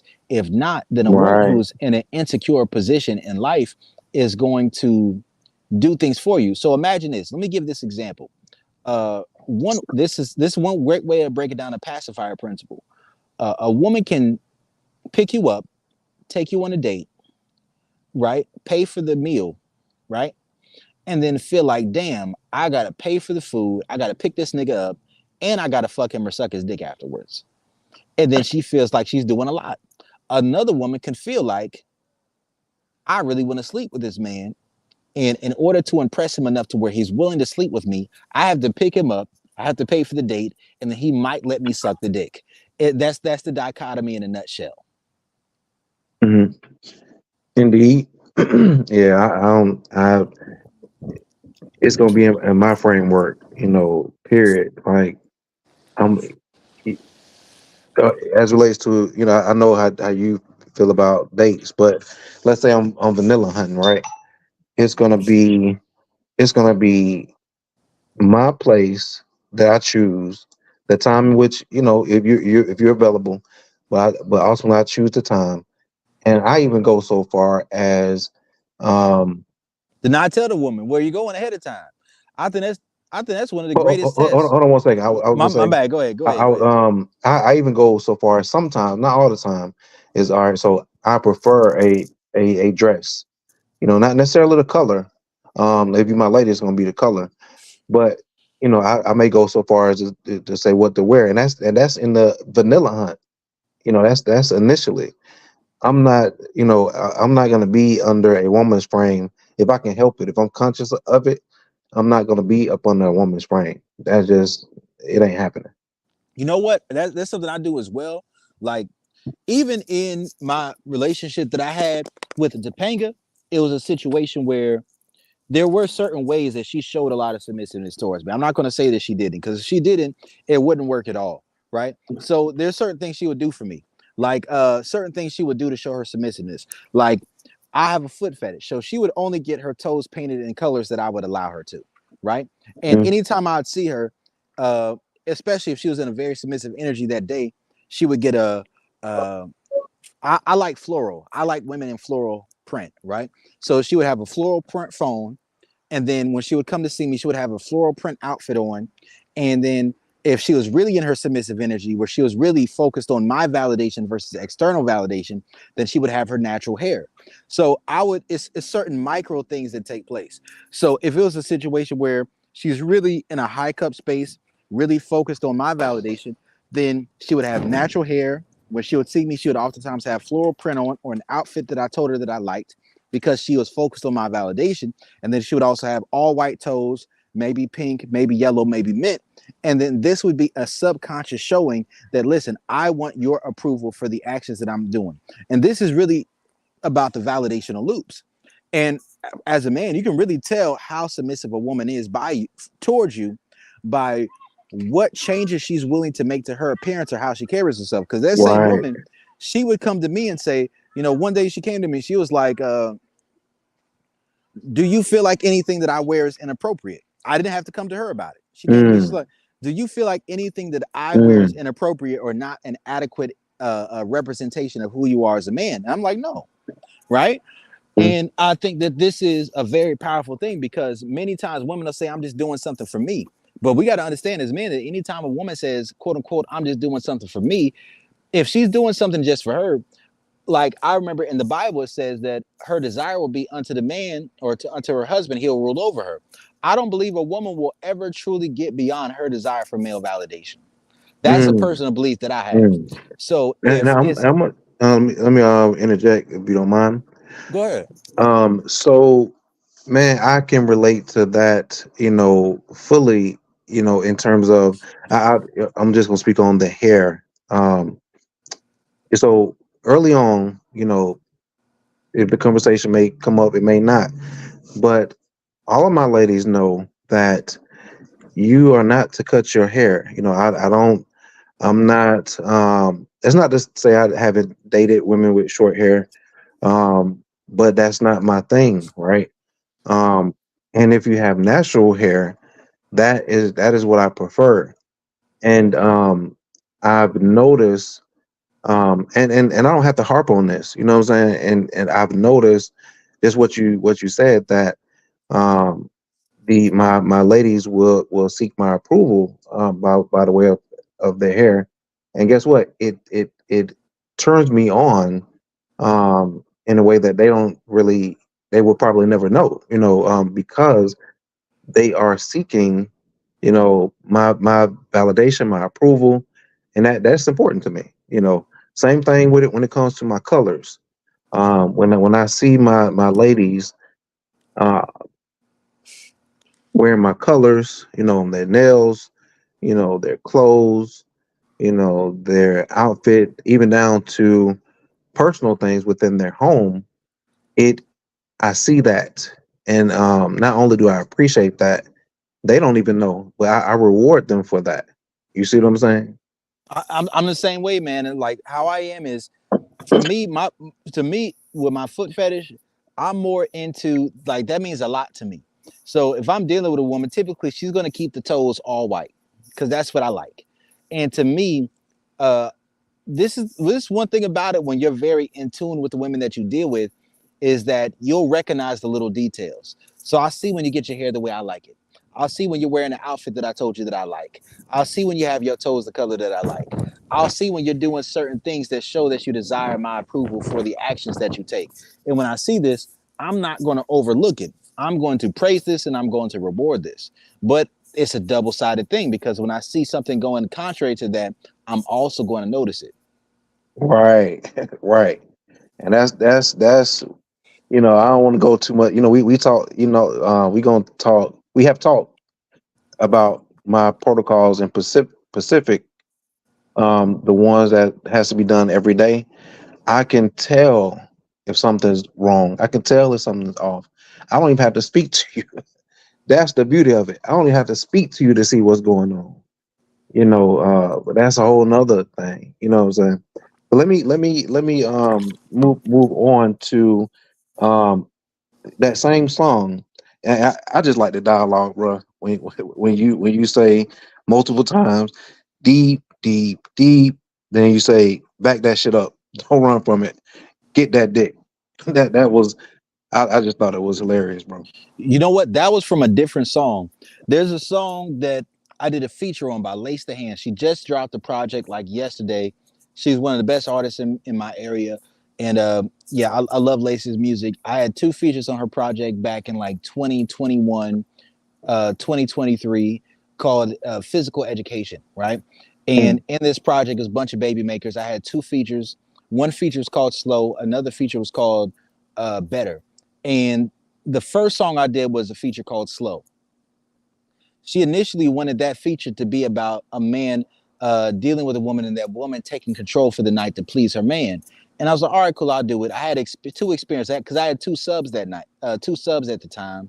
And I had my main girl, which is my Topanga, right? And then I had my two submissives that I was dealing with. You know what's crazy? A lot of people don't believe in zodiac signs, but 80% of my submissives have been Aquariuses, right? Aquarians. And I had two Aquarian subs at the time, and I wrote both of my features about those subs that I had. So one I wrote Slow about, and then the other one I wrote Better about.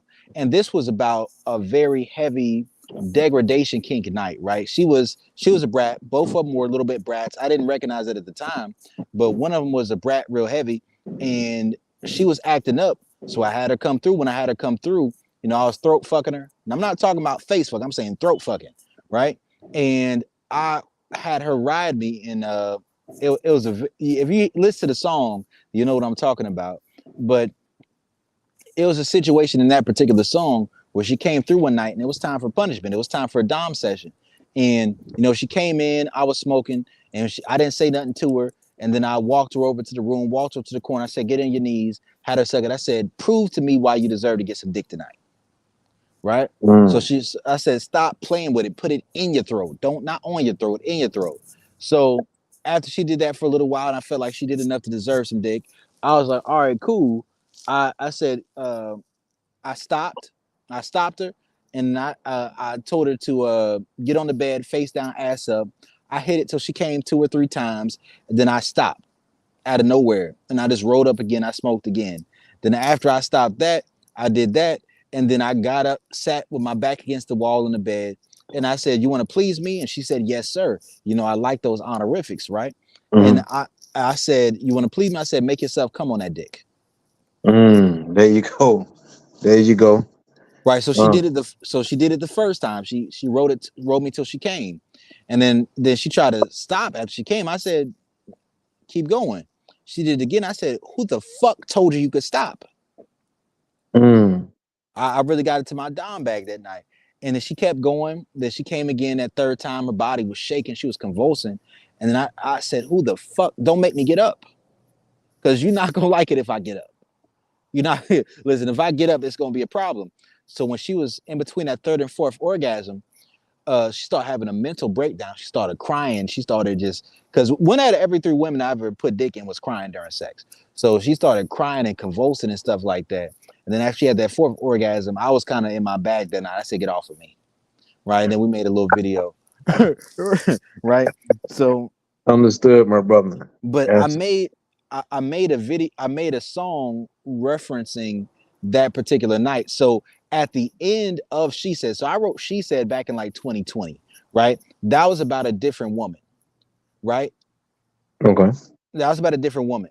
But I took the beginning of my verse from Better and put that as the outro for She Said, which was when I was more in my dime bag. And this is something that took place like 2-3 years later. Understood. But yeah, so that was a different story, but I just felt like it fit good. So I took what I wrote for Better by Lace the Hands and I put it at the end of She Said. Understood. So now it brings me to my favorite. I think is me personally is my favorite one, and it starts at 1340. I believe this song is, and you correct me if I'm wrong. I believe this song is called "I Wonder How It Feels." You know, a line you say, you open up, you know, piquing my interest. Got to give you credit. I didn't think you existed. Melanated misfit. Yeah, man. I'm gonna tell you what was going on in that song, right? Well, It was hold on one second. I just want to tell you why I like it. I like the beat. I like your flow on that. I like your voice inflection. It to me it's a polished song. You know what? I didn't want to do too many polished songs in this project, but this was a song I made some years back, right? And what I decided was I wanted to do this particular way. I sampled Like a Star by Corinne Bailey Rae, right? And what this song really represents is, see, this project it really chronicles my journey, my sexual journey, my spiritual journey, in a 10-year relationship that I had, right? And there's a point in time where I recognized that the woman I was with was not really true or real about who she said she was when it came to her values and her beliefs. But this woman was seemed to be a more real and authentic version of what the woman I was with expressed herself to be. So she was a Topanga, but a truer Topanga than the woman I was with, right? Mm. And with this woman, what the song is really about is me battling with meeting a woman who represented a truer form of what I considered a Topanga, and me deciding not to try to follow through with that because I knew the journey and the path that I was on. So I didn't actually try to be with that woman, to be honest with you, but I enjoyed the time that I spent with her, and I really enjoyed her company. She was a woman who would show up, you know, anytime we would set a date, she would never flake, not a date, but we would hang out. We'll go out. Sometimes she would pay, sometimes I would pay. It was all good. And we would get on the phone. We'll talk for hours. But I also recognized that this woman wasn't showing the level of sexual receptiveness and submissiveness, even if we had conversations about sex. So for me, it was just playing with the idea of, man, this woman is very attractive to me. I was extremely attracted to her, right? But I was like, you know what? I'm not going to subject myself to the same type of woman that I already have and disrespect the relationship dynamic that I had with the woman that I was already with. And this relates to later on in the project, because the same woman that I was with, over time, a couple years later, she would end up being in positions where she would be pursuing, trying to get to know or build relationships with men who are pretty much great value versions of me. She would pursue relationships with men who had a lot of similar attributes to me. Like some men had the same birthday, into the same stuff that I'm in. When they would have conversations, they'd bring up the same type of conversation, and it would be men who were very similar to me. So what this really represented was me being in a situation of meeting a woman who represented that Topanga to me, right? But I was like, you know what? I can't go forward with it, but I'll play with the idea of it in my mind and make a song about it. So I didn't actually pursue a relationship with that woman, but I recognized that she represented a real version. Like I had a conversation with that woman recently. She told me she's still been celibate ever since I wrote that song years ago. But I'm like, Wow. yeah, but I'm like, no, I got to the point in my life where I'm like, I don't really care what a woman's not doing with somebody else if she isn't doing what I want her to do with me. And that's where I had to decide I'd rather be the masculine frame of a relationship rather than trying to find a woman who's just masculine enough to stick to the boundaries that she sets. I remember I was talking to the woman that I was with for that 10 years, and there were two women that she felt insecure about, really, over the course of our 10-year relationship, because it wasn't a strictly monogamous relationship. So we got to keep that true. But it was a monopoly relationship. So she would meet men and have non-sexual relationships with them, or we would have breaks and then she would start something, but not go all the way and fuck them, but she would, you know, do other stuff. And I would meet women and have sexual relationships, but I wouldn't pursue dating these women, or I would either spend time with them non-sexually or sexually. I'd pick one or the other. And in these scenarios, there were two women she felt insecure about. The woman I wrote COVID Floor about and the woman I wrote Feel Like about. And one day she came to me, it's like towards the end of last year. And she was like, she told me about these two women, the woman from Feel Like and the woman from COVID Floor. And I was like, well, the woman from COVID Floor, she's too shifty, right? She bad as hell. She's definitely more attractive than her. Well, both of them were more attractive than her. But the woman from Feel Like, she was a more real version of what she expressed herself to be. And the woman from COVID Floor was someone who I related more to on a mental level, right? On an intellectual level. And I was more attracted to. And she was a little bit more, I don't necessarily say she was more freaky because the other girl did more shit, but she was willing to take more sexual initiative. So it was a situation where I was like, listen, one girl that you felt insecure about, she's too shifty. So when you start moving as shifty as she is, you're not going to have the same position in my life. Your consistency is why you're above her. But this other woman, she wasn't as sexually receptive as you are. So even if I was more attracted to her and we had better conversations, I wasn't going to prioritize her over you or disrespect our relationship dynamic by willing to try to take things further with her, even though we weren't in a sexual relationship. So the Feel Like track was about a woman who represented the Topanga on a higher level than the woman I was already with. Understood. Understood. All right. So this one stood out to me is at the 27-minute mark, and the reason why this one stood out to me is because you put so many. Oh, like this is. I mean, all of it is you, but this one is what I a big aspect of what I know you from, and that is the concepts and the videos. You know and these are not in a particular order of the song, but you referenced the hand in the cookie jar, Jensen Gigolos, Can't Serve Two Masters, playing stepdad Piccolo. I might have said that wrong, but yeah, this song here, Jensen Gigolos, and that's just the tip of the iceberg of the in this song in terms of you basically uh I think, and I don't know. It seemed like it was a conscious decision to put your stamp in terms of your concepts into one song. Yeah, man. That Jensen Gigolo song, it was very I wrote that when I was in Indianapolis for the summer because I was originally born in Indianapolis, right? And this took place after I was dealing with one of my subs. It was the same sub that I wrote the first verse on Paranoid and the overall concept of Paranoid about. And it was really a prophetic song because I wrote that song before I was in that position with that woman, right? Because when I first met her, she was single, but then she would run off and get the boyfriend itch. That's something women deal with sometimes, the boyfriend itch, where they feel like they're dealing with the dominant man, but he's not immediately succumbing to her desire to be in a relationship. So they'll run off and meet a guy, but he doesn't sexually satisfy her. So she'll come back around. And when she's not sexually satisfied, she'll come back around and then you'll be her side guy. So when I wrote that song, it was really me talking about what I consider the gentleman gigolo complex, right?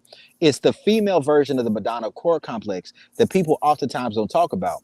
We'll listen to Jungian psychology, we'll listen to Freudian psychology, and oftentimes people act as if only men have Madonna horror complexes. No, women have their own version of Madonna horror complex, where either you're the nice guy and they're going to hold you to a standard of being someone who creates safety unconditionally, or you're going to be the bad boy who's going to offer emotional detachment and sexual attraction for the woman, but without having any level of emotional attachment or investment in them. So when I was writing that song, I was really thinking about this concept, but I found myself in the same position. So that song is really a cautionary tale. Jensen Gigolos is my second single. This is a song that's out on all platforms. I remember I was with the woman that I was the woman I spent the 10-year relationship with, and she ended up getting into a situation where she got into limerence and was caught up on another man. And I said, listen, don't make his lyrics true about me, right? But make my lyrics true about him. I found myself in a position where she started making some of my lyrics in that song true about me. That shit hurt my feelings a little bit. I ain't gonna lie to you, I right? remember you telling me. Yeah. So I was like, but it's par for the course. It's par for the course, right? It's the game. That's just how the game works. So it's like Jensen Gigolos. And it's a lot of lines in that song that really resonate. I originally wrote that song to the Rey Mysterio beat by Alchemist, right? By the Alchemist, one of my favorite producers. And when I wrote that song to that, I originally wrote the song that I made that beat for, and there's no samples in Jensen Gigolos. It was originally called Bigger Fish Theory, right? Bigger Fish. So the original song went, I'm the prey, you're the predator, like a youcher. Baby girl, I know you're nasty, I never doubt you. I know you can take it all. I never out you. I know you liking a challenge. I guess you found one, Bigger Fish, right? Mm. And I got a video on my YouTube called Bigger Fish Theory, which is where I'm really talking about how healthy attachments and healthy communication and healthy relationships do not overpower trauma bonds unless an individual has become healthy themselves. So a lot of my journey into BDSM really came through acting out of being a sexual healer through the platform of giving a woman the opportunity to reinterpret traumatic experiences that she's had through being able to deal with me from a place of desire. So like, let's say it would be throat fucking, or let's say it would be casual sex. Let's say it would be me having multiple women that I'm sleeping with. Let's say it would be degradation, calling women bitches and degrading them. And I would deal with the women or deal with multiple women, and these women would be receptive to these things that I would do. But at the same time, they would be communicating with me the grievances that they have with their ex-partners. And I would like break down to them like, listen, stimuli is neutral, right? You did not desire nor respect this man enough to be receptive to what he was saying and what he was doing. But ultimately, Yes. I want the same things that he wanted. And the only reason you're truly receptive to these things with me is because I'm not emotionally attached to you, right? I'm a sex coach, and I'm really like that when it comes to sex. So I can't say I'm not better than the guy sexually, because that's probably not true. But I'm not so different from this guy in the way that I think, in the way that my ego works, right? So I would break down to the women like, listen, stimuli is neutral. So let's say a woman was in a physically abusive relationship, but when I would dominate a woman, let's say I would be throat fucking a woman, right? And I would tell her, if I'm throat fucking you and you need to catch a breath, then just take the dick to the tip of your mouth and then keep licking on the head, keep slurping on it, and breathe through your nose, right? Don't fuck up my nut because you want to breathe. I don't care about that. And if a woman didn't listen, I would smack her. I'd smack the shit out of her, right? That's just what type of guy I am. I smack the shit out of a bitch. If I tell you that if you deep throating me and you want to catch a breath, to just put the dick in the tip of your mouth and lick and slurp on the head, and you don't listen to me, I'm gonna smack you. Like that's just the truth of the matter, right? So, but a woman may have been smacked by a man in the past and felt like that was abusive. To me, they would get turned on. I got text message proof from women who said they just loved how I would make them do that. Or like, let's say a woman would be in a relationship where she felt like a man was verbally abusive because he would call her a bitch when he got mad. And I'm like, I said bitch in the first conversation, and I would be fucking a woman and tell her, like, and I would do this even with the woman who was my Topanga, right? And I would be like, when she's giving me head or I'm fucking, I'm like, when she coming, I say you my nasty bitch. Say you my nasty bitch. You know what I mean? And they'll say it back to me. And this is certain things that are considered abusive or verbally abusive or physically abusive or emotionally abusive. I would put women in positions where they would accept this, they would embrace this, and they would love it. Right? Right. So here's the thing. I'm similar in that regard, especially when it comes to humiliation, especially when it comes to on the border of consensual non-consent. I'm not full on, for my I'm own I'm personal my I'm own full on personal consensual reasons. non-consent. I'm full on Understood, consensual understood. non-consent. Now the only difference between me and you and what you said is I could also have an emotional attachment to my ladies, but still degrade them. That's I guess maybe that's the only difference between me and you in that regard. I could still do that, but I think there's a difference between emotional attachment and non-attached love, right? Mm. Uh, I don't think I'm mature enough, right? This is me being honest with myself. I don't think I'm mature enough to have non-attached love. I think I can only do that once I've dealt with a woman and I know she can fuck with other men and still be submissive with me, right? Mm. If a woman meets my sexual standards, she meets my standards of submissiveness, she can fuck with other men, and then I know she's still going to come back to me, then I can love her from a non-attached place. But until I've seen both of those things taking place, then it's either attachment or detachment. So I think what you're expressing is more of a non-attached love. Not that you don't love the woman, not that you're not invested in the woman, simply that it's non-attached. Because being attached to a woman with your ego creates an environment where this really causes a woman to operate with you from a place of maternal love, and maternal love kills sexual attraction. Indeed, I can see it in that regard. Is it's just the um, how can I say this? I really dig even go so far as love, but you're right. It's not a maternal. I don't like that. That maternal love. That you're absolutely right. That no, it's um basically the reward system. Um, but yeah, let me go on to the next one. It's at the 29 minute mark. It's the 80-20 rule. Oh yeah, Dope that's beat, called paranoid. paranoid. Okay. Um, it's dope beat, dope flow. This is something. The 80-20 rule is a known concept in the manosphere, right? But go ahead and break it down how you broke it down in the song. So the first verse and the overall song concept was really inspired by one of my favorite submissives. It was the one who I wrote the song Slow about. And this was a song in which I began to empathize with the main man in relationship scenarios in which a woman would choose me to be her sexual dominant, right? This is my side nigga days. I'm not the biggest fan of being a side nigga anymore because I believe in karma, right? Mm, And I found myself in a position where I dealt with the karma from that. So my third verse, so the guy on the song with me was the side nigga for the woman that I loved, mm, right? right. And But and, he, and did he ever find that out or no? yeah, we talked about it before I dropped the song.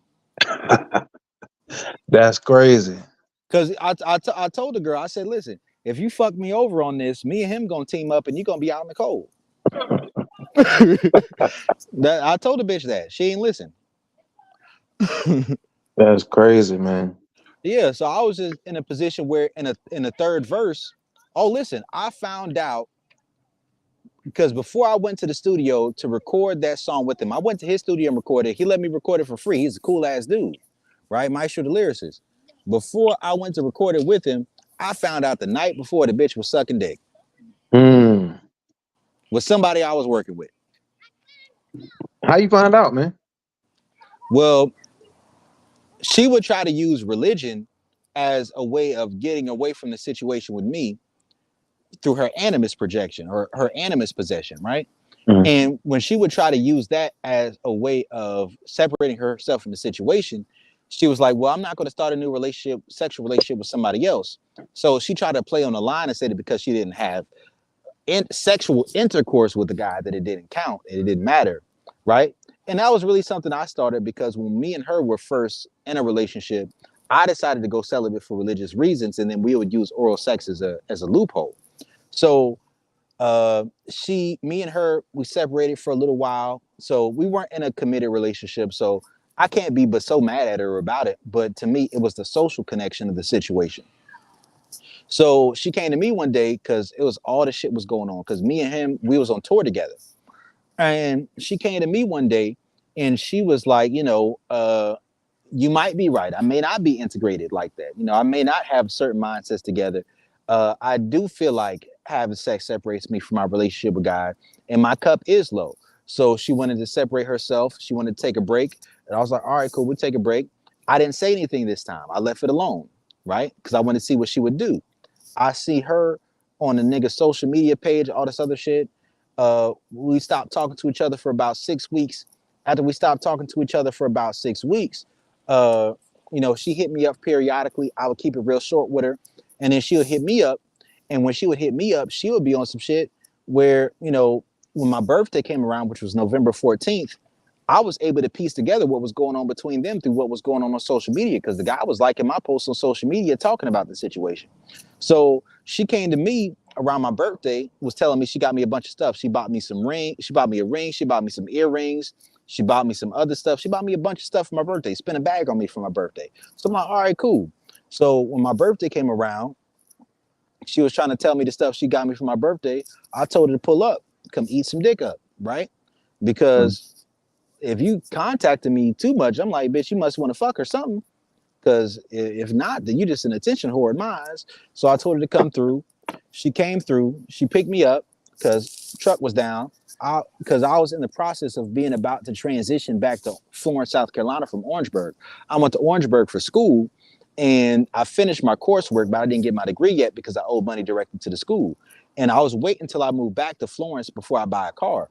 So she came through to get me. When she came through to get me, and keep in mind, I broke this whole situation down to her ahead of time. When we were on our way back to Florence, South Carolina, I was like, listen, I talked to the guy like 2-3 days ago. Me and him agreed that we're going to have a studio session and we're going to get this song done. She thought the situation was over. We were all on tour together. And I told her, it's not over. He just waits until you do shit that strokes his ego before he hits me back. But the bitch didn't listen, right? So when we were on our way back to Florence, I'm like, listen, I'm about to be in this man's face tomorrow. I'm about to go record with him tomorrow. Did you do anything that I need to know about? She's like, yeah, well, I said, I gave him some head. He gave me some head. He ate some ass, shit like that. And I was like, you a dumbass bitch. I was mad. I ain't gonna lie. I was mad. I was mad as hell.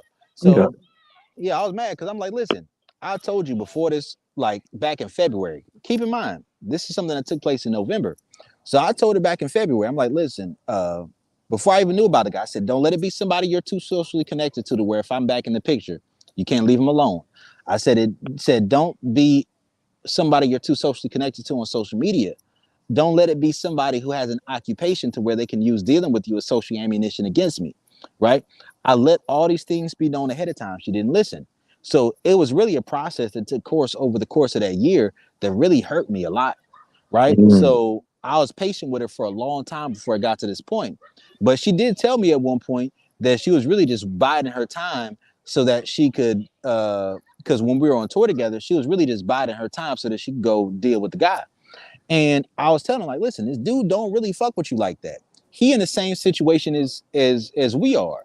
He has an old lady who done gained a good bit of weight, and he has his side bitches, and she probably is the same type of woman as you are, to where she uses religion to try to circumvent sexuality with him. I end up having conversations with him. He said she do the same thing. He told me, I was having a conversation with him recently. He was like, yeah, she's like, I want to see what it's like. I feel like sex is just what keeps us together. And I'm like, yo, the way she already told you about the situation with my girl, she gonna get her lick back. As soon as you give her enough validation of where her cup gets full, she gonna fuck you over again. I told my girl, I said, listen, he called her best friend because she fucked him over. If not, he would still be claiming her as his woman and just be dealing with other women. So we were in a situation where I broke things down to her, but it didn't register to her. So when they spent some time together, when me and her separated from each other, she was, on tour with him. They was, going to his shows and stuff like that, supporting him on video, singing the same songs that I said not to make his lyrics true about me on video, right? And during this period of time, I saw all this stuff and I kept it to myself. I didn't say anything to her. So when my birthday came around, she was hitting me up. And the next day I went to go record with him. And I was fumed. I was mad as hell, right? I was mad as hell. Man, that right there, man. As an artist, I respect the creative so much. And for you to be authentic in that way, and then to drop a track on that to paint that, man, I think that's dope. I think that's super dope. And just one comment on your experience, man, the love that you shown her to basically try to guide her, like, this is what's going to happen. I don't need you to do this, and she, like you said, it didn't register. Man, that's some deep stuff, man. Because ultimately she didn't listen.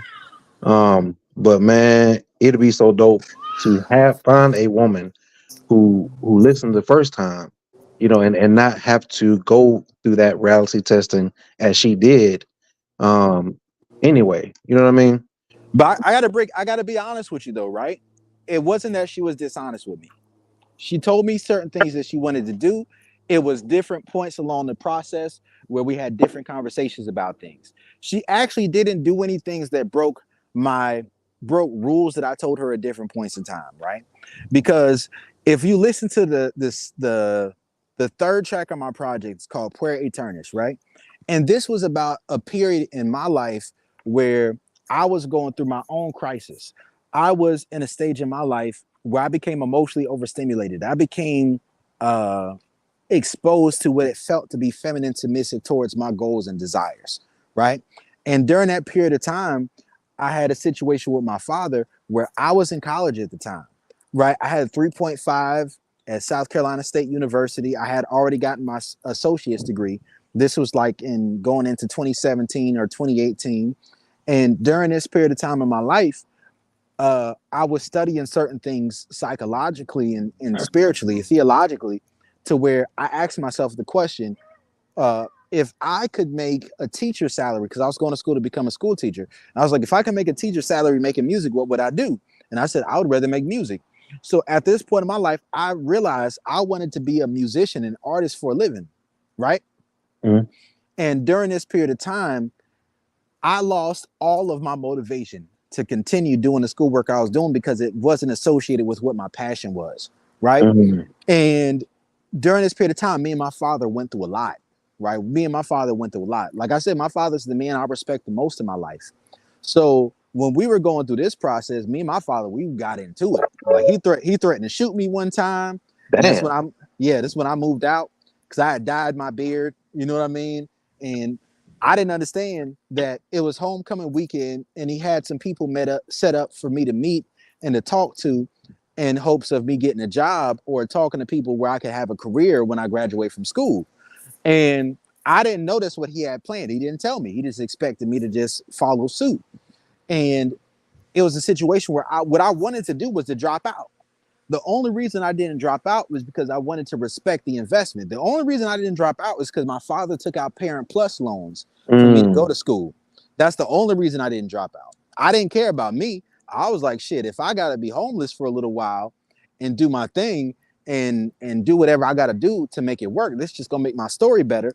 And when it make my story better, this is just gonna be even better towards my music career. So I was in a position where I wanted to drop out of school and pursue music, but I wasn't ready yet. I didn't have, like, I had this concept in my mind. I want to make quality content on a consistent basis, Mm. right? But I didn't feel like I was there yet. He didn't feel like I was there yet. So what he would do is he would start shooting down my dreams, shooting down my goals. All this did was make me want to go harder to spite him, right? And that's the same position she was in. I'm like, this nigga don't like you like that, for one. And then for two, is a situation where I've been trying to teach you what it would take for you to actually run game and to actually be in a position to make things work correctly for a long time, and you weren't receptive to it. So if you actually try to get out there and go into these streets and to operate things, one, you either gonna lose me or you're gonna lose both me and him. Neither one of us gonna want to be with you because you don't know how to actually run shit, right? Right. So so for a long time throughout the course of last year, I tried to be patient with her because I was trying to empathize from a space of understanding that I was in the same position in my own life. So it's not like I could really judge her because, like, towards the end of 2022, she was going through a pre-30 crisis, right? This Mm. this pre-30 crisis where she had a fear of responsibility. She had a fear of commitment. She had a fear of these different things. And because of this fear, it led to her being in a space where she just wanted to really explore her options. She wanted to see what was out there. She spent a long time being faithful to me, even while we weren't in a committed relationship. So it wasn't that this was just such a promiscuous woman or such a duplicitous woman, but her mindset was duplicitous. And she was very heavy in psychological reactance. So Mhm. me communicating to her directly would just only feel like pressure, although I would be telling her something that would be mutually beneficial and beneficial for her. But because I'd been in that situation before, I tried to be understanding But after a while, I found myself in a position where it felt like she was trying to make me prove my love to her. And when I felt like that, after a while, I lost my patience and I started calling her all type of bitches. I did. and not from a place of dominant empathy, not from a place of how I typically deal with women where I say bitch in the first conversation and they get horny when I do it. No, from a place of, nah, bitch, I'm mad. Right. You a dumbass bitch. But it helped me forgive my father and empathize with him about the things he was saying to me that hurt me at the position I was in life, because I'm like, this is my beer, this is my body, this is what I want to do, this is my life.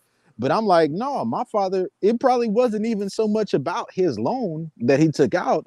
It was more so a matter of he cared about me, but that loan that he took out was the only reason I didn't jump out there. So that's kind of how it worked. So when I wrote the song Prayer Eternus, it's a dual song.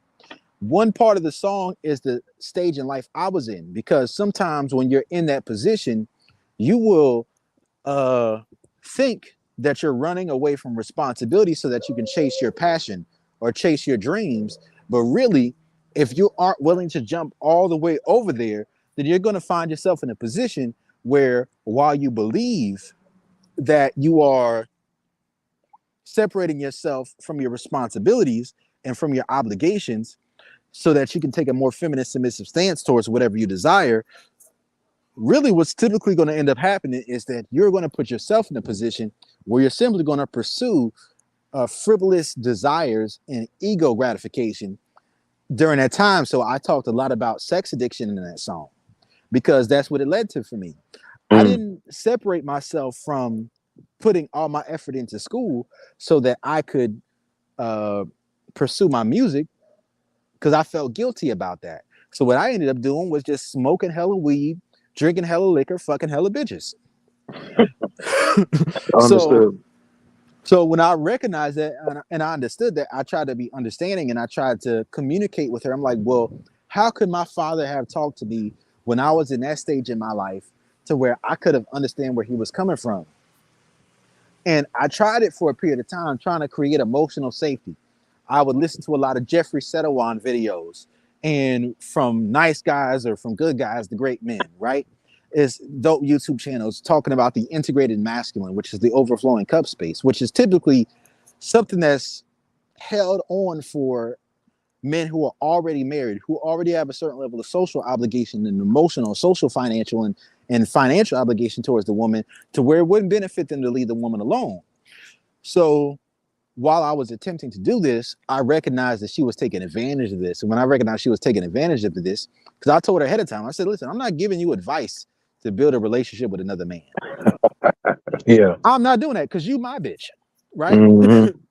So when I recognized she was, every time, like, so it would work like this, right?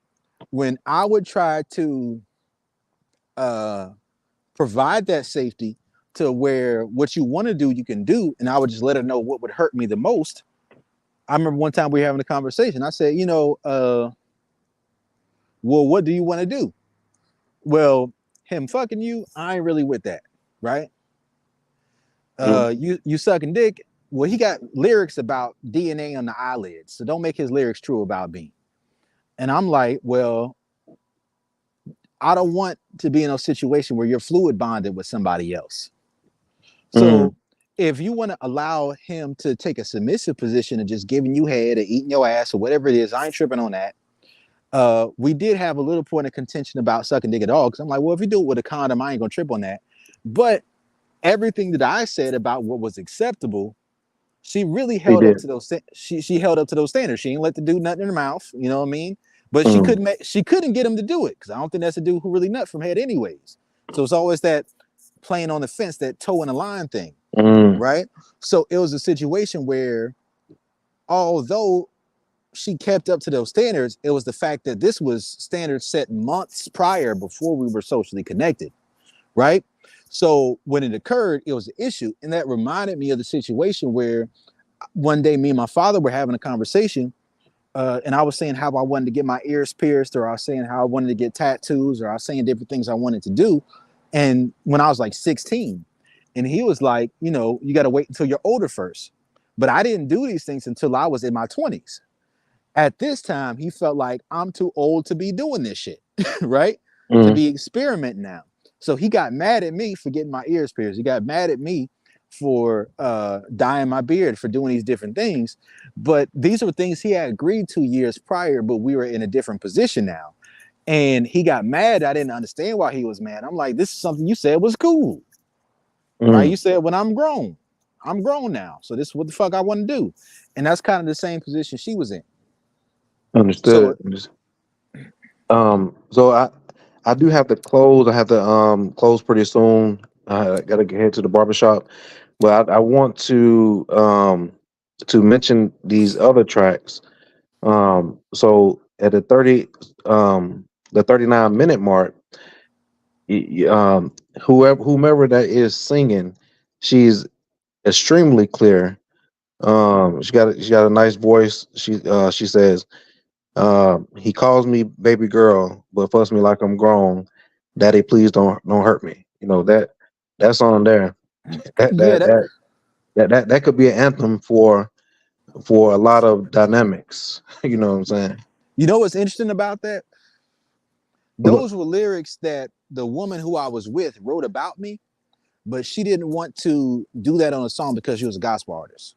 So Mm, because she wasn't mm, willing to do that because she was a gospel artist, I found somebody else to sing those lyrics. That was Lace the Hands, the same one who I mm. did Slow and Better with. Okay. So I got permission from her for someone else to do the lyrics, to sing the lyrics, and those were lyrics she wrote about me. So the initial track for those lyrics were for the next track, which is Adi Dadi, right? Which is one of the tracks that played before we started the podcast. Mm. And Adi Dadi is pretty much a response to those lyrics.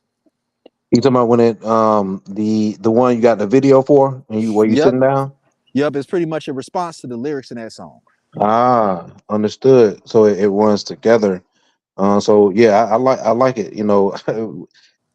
I quoted some of the lyrics. Um, I can still check a bitch, so you better watch your tone. You know what I think is very interesting about Adi Dadi is that basically what I did was, and I know we only got but so much time left, but I really want to get through some of this stuff real quick for you got to go to the barbershop. Mm. But I took the concepts of being a daddy dom, mixed that with the degradation kink, and then mixed that with jive turkey exploitation verbiage, pimp talk, in order to make it sound like pimp talk. But really, I was just talking about being a daddy dom throughout the entire song. Mm-hmm. But I also It, had lyrics in there like, can't be rocking with a mole, got to know it's your role. I was sending a message to her like, listen, if you gonna move funny with me in this situation, that's actually a social situation, because she was mostly a homebody, which is why she got a lot of grace from me, because she would stick to herself. So I was like, listen, if you can't be rocking with a mole, got to know it's your role. So in my mind, it's like this. These were lyrics that were, I was having a conversation with dating coach, BDSM coach, sex coach, Coach Justin Adams, right? Mhm. And when I was having a conversation with Justin Adams, when I was really going through it, because the bitch broke my heart, I ain't gonna lie to you, right? Like most niggas ain't gonna be honest about it. I was hurt. She didn't even fuck the guy yet. I was heartbroken before that. Mm. And I mean, to my knowledge, she still ain't fucked the guy, right? But it was enough that was done to where I was hurt. And during this situation, I called Justin Adams. We had a conversation, Coach Justin, and he was like, just leave. And I'm like, man, I'm too deep in to just leave. I'm already in a social situation. I'm on tour with the motherfuckers. This shit crazy, right? But he Mm. was like, well, write down your program. Few paragraphs, write down what you expect in a woman and how you want your relationship and dating life to look like. And when we had this conversation, I was having a hard time writing it down. But then one day I was listening to the beat growing and I was just writing down the lyrics, and pretty much Adi Dadi details what my program is.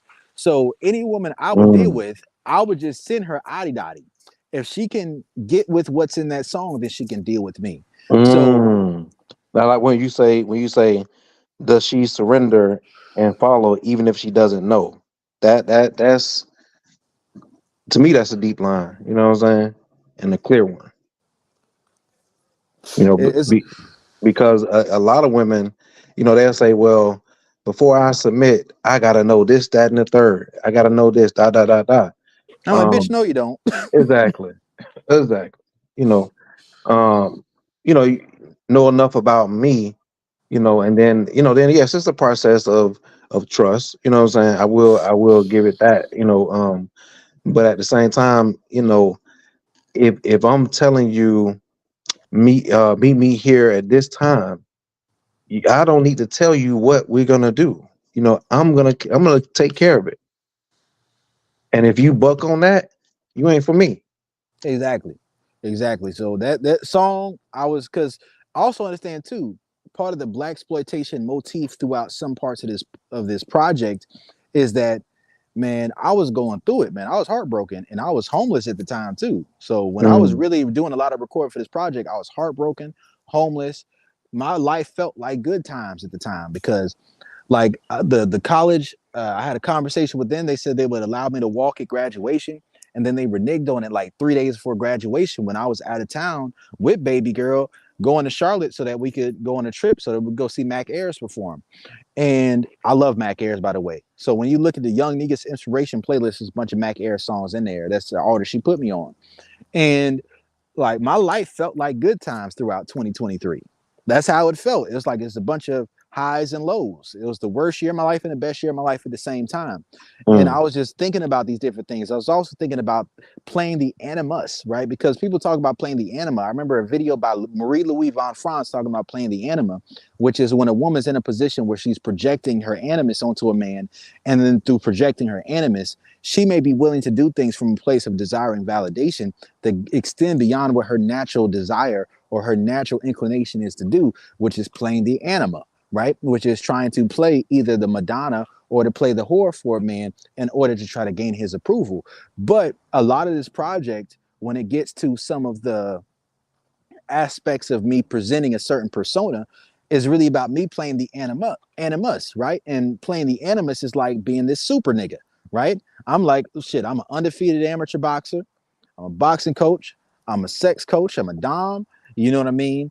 I'm a super nigga. Like what people, oftentimes I would reject that or I wouldn't see that within myself.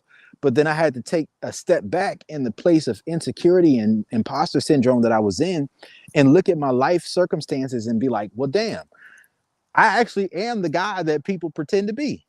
mm, I actually am that guy.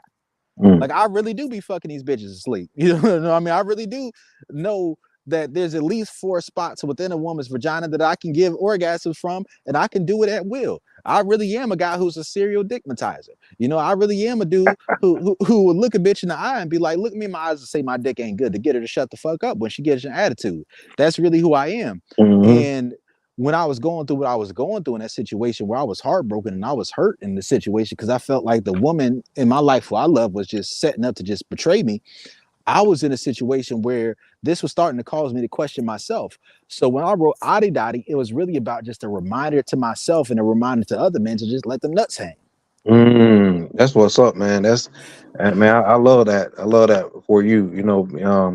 Because I mean, all of us have the ability to dive into art, right? But there's only a few of us that are willing to paint that art from our pain, to a place where not only is it therapeutic, it is long lasting.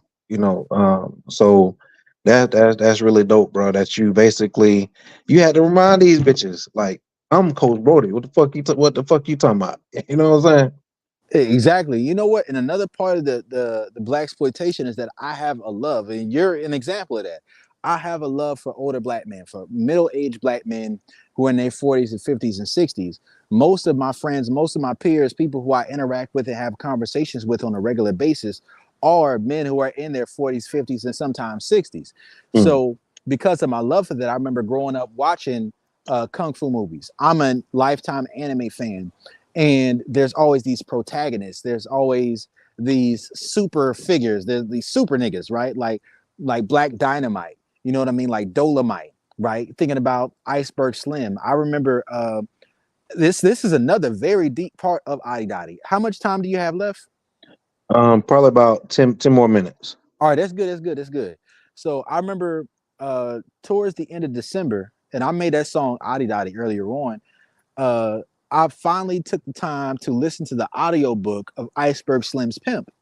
And I was thinking about my upbringing, right? And my upbringing was very similar to Iceberg Slim's upbringing, where you have a mother who is someone who clings towards her social programming of being religious in nature, right? But then she'll have a man who's good to her, but she may not have that certain level of sexual attraction or natural submissiveness with.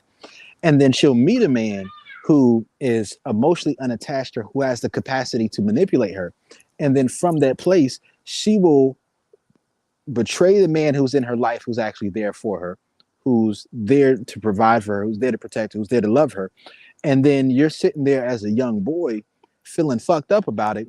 And then it kind of creates this complex where you feel like unless you are the sexual alpha male in a woman's life, nothing that she does or says to you is real.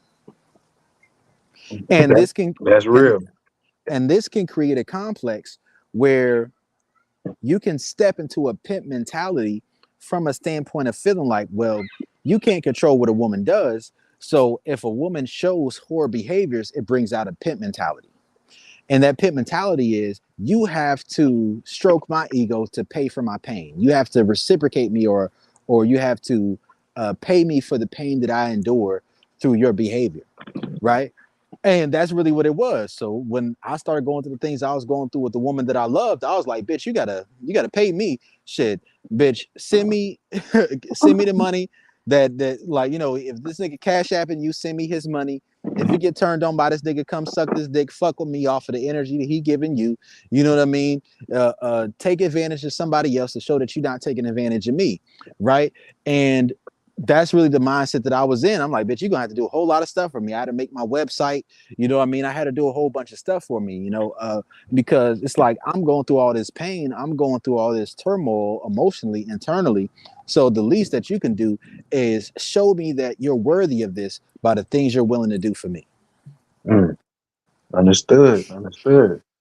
And just to comment on that, if you're not viewed as the alpha, you know, in her life, everything else is like, you know, I ain't gonna say false, but it's BS. You know what I'm saying? You know, I used to use the term first choice. And my thing is for a long-term relationship anyway. If I'm not that woman's first choice, I'm not going. You know what I'm saying? I'm not gonna Absolutely. I'm not gonna put Absolutely. that energy into it. You feel me? Absolutely. But it's like, what do you do when you find yourself in a situation where you recognize that this is a momentary thing? This is just a phase or a stage that a woman is in that she's going to come out of, right? Because I think that as men, we got to be honest and realistic that most relationships for the man or the woman aren't going to be monogamous for the full term of that relationship. There's going to be times where a woman may step out. It's going to be times where a man may step out. And that kind of comes par for the course. And if you hold this strong standard that if there's any infractions that the relationship can never work, then it's going to be something where it may feel kind of delusional.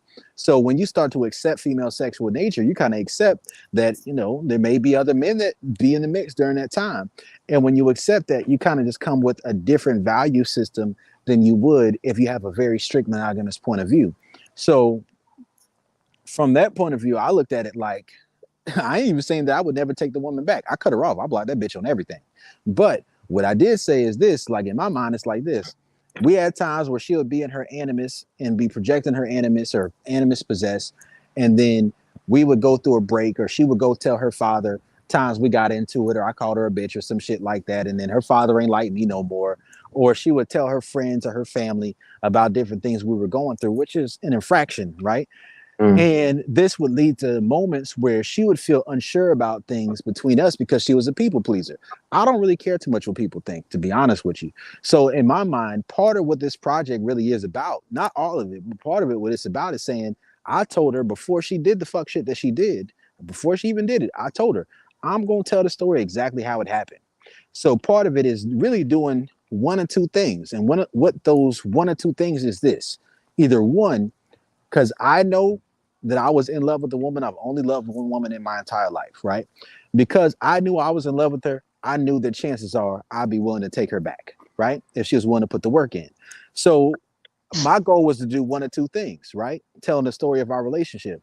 Either I'm going to cause her to feel so shamed and embarrassed by her actions that she won't want to come back, or that she will force herself to heal enough to be in a position where she can provide the things that I need, or it'll be a situation where she's going to have to overcome her shame, overcome the different things. I'm like, fuck it. I'm telling everybody how fucked up she did me. I'll be honest. Like, all right, cool. I started mirroring the triggers. I'm like, I'm telling everybody in my life how fucked up you did me. And if you decide you want to get your mind right, then I'm going to show you what it looks like to not give a fuck what people think. Because if I decide I love you and I decide I care about you and I decide I want to be with you, I don't care what nobody thinks. So because you spent all this time telling people our business in a way that causes you to feel unsure about us, if you fuck me over, I'm gonna tell everybody. And when I tell everybody, if you decide you want to get your mind right and you want to fuck with me, then I'm gonna tell everybody that I already told everything that you did too, that I don't give a fuck what they think and I'm gonna accept you anyways. So it's just like that was kind of my thought process on it. Understood. Understood. Man, kudos to you, my brother. You know what I'm saying? It's been a long time coming. And if you open to it, man, we could do this again, my brother. Yeah, we got to do a second part because we got about halfway through the second part of the project, and there's three parts of the project.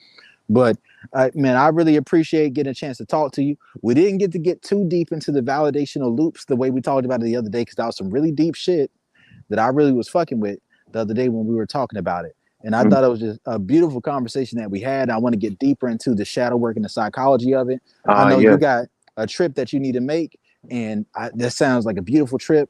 And man, I want you to hit me up. Let me know how it went. Maybe we can talk about that on the next one. And man, I love the fact that you were able to get on here and talk to me. I've been wanting to do this with you for a while. Man, I appreciate you, Mr. Brown. You've been one of my closest Dom buddies when it comes to this stuff right here. You've always treated me and spoke to me with the utmost respect. You're the reason I joined the back chat. You found one of my YouTube videos and you and me connected, and you start adding me to the back chats. And I just had the utmost appreciation and respect for you. And with your 100, man. protocols, your mindset, the way you run your game, the way you run your household with TCF, you got your colors, everything, the royal blue and black. I just think it's a beautiful thing, man. Thank you, brother. Thank you, brother. I do art in my own way. You know what I'm saying? But as it relates to the art, man, I respect it, bro. You know what I'm saying? It's not everyone could do. I mean, everyone technically could do music, but to put your authentic work, your life experiences into the work, and we didn't even got on the videos. You've been consistent with the videos. I can tell that this is your passion. I can tell that you studied. I respect you as well, my brother. All right, no doubt, man. But I know you gotta get going. Did you have any other songs you wanted to talk about real quick before we get off of here? No, those are the main ones that jumped out to me. But can you do me a huge favor? If you could, well, whenever you do break them down into individual, songs, that will help me out more, and to dive in deeper, if that makes sense. I'm gonna send you the track list. Bet. All right, no doubt, man. I appreciate you, and man, it's good. It's a good video, man. Indeed, man. Hold it down. Yo. All right, no doubt. Hey, I see Classic Craig in here.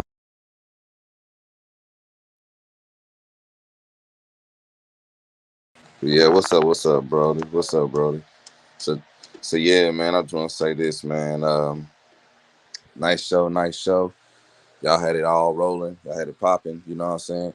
I mean, this for ladies and gentlemen, this won't be the end for Coach Brodie and the illustrious and elusive Mr. Brown. So we'll see you guys again. We'll see them again. Till next time.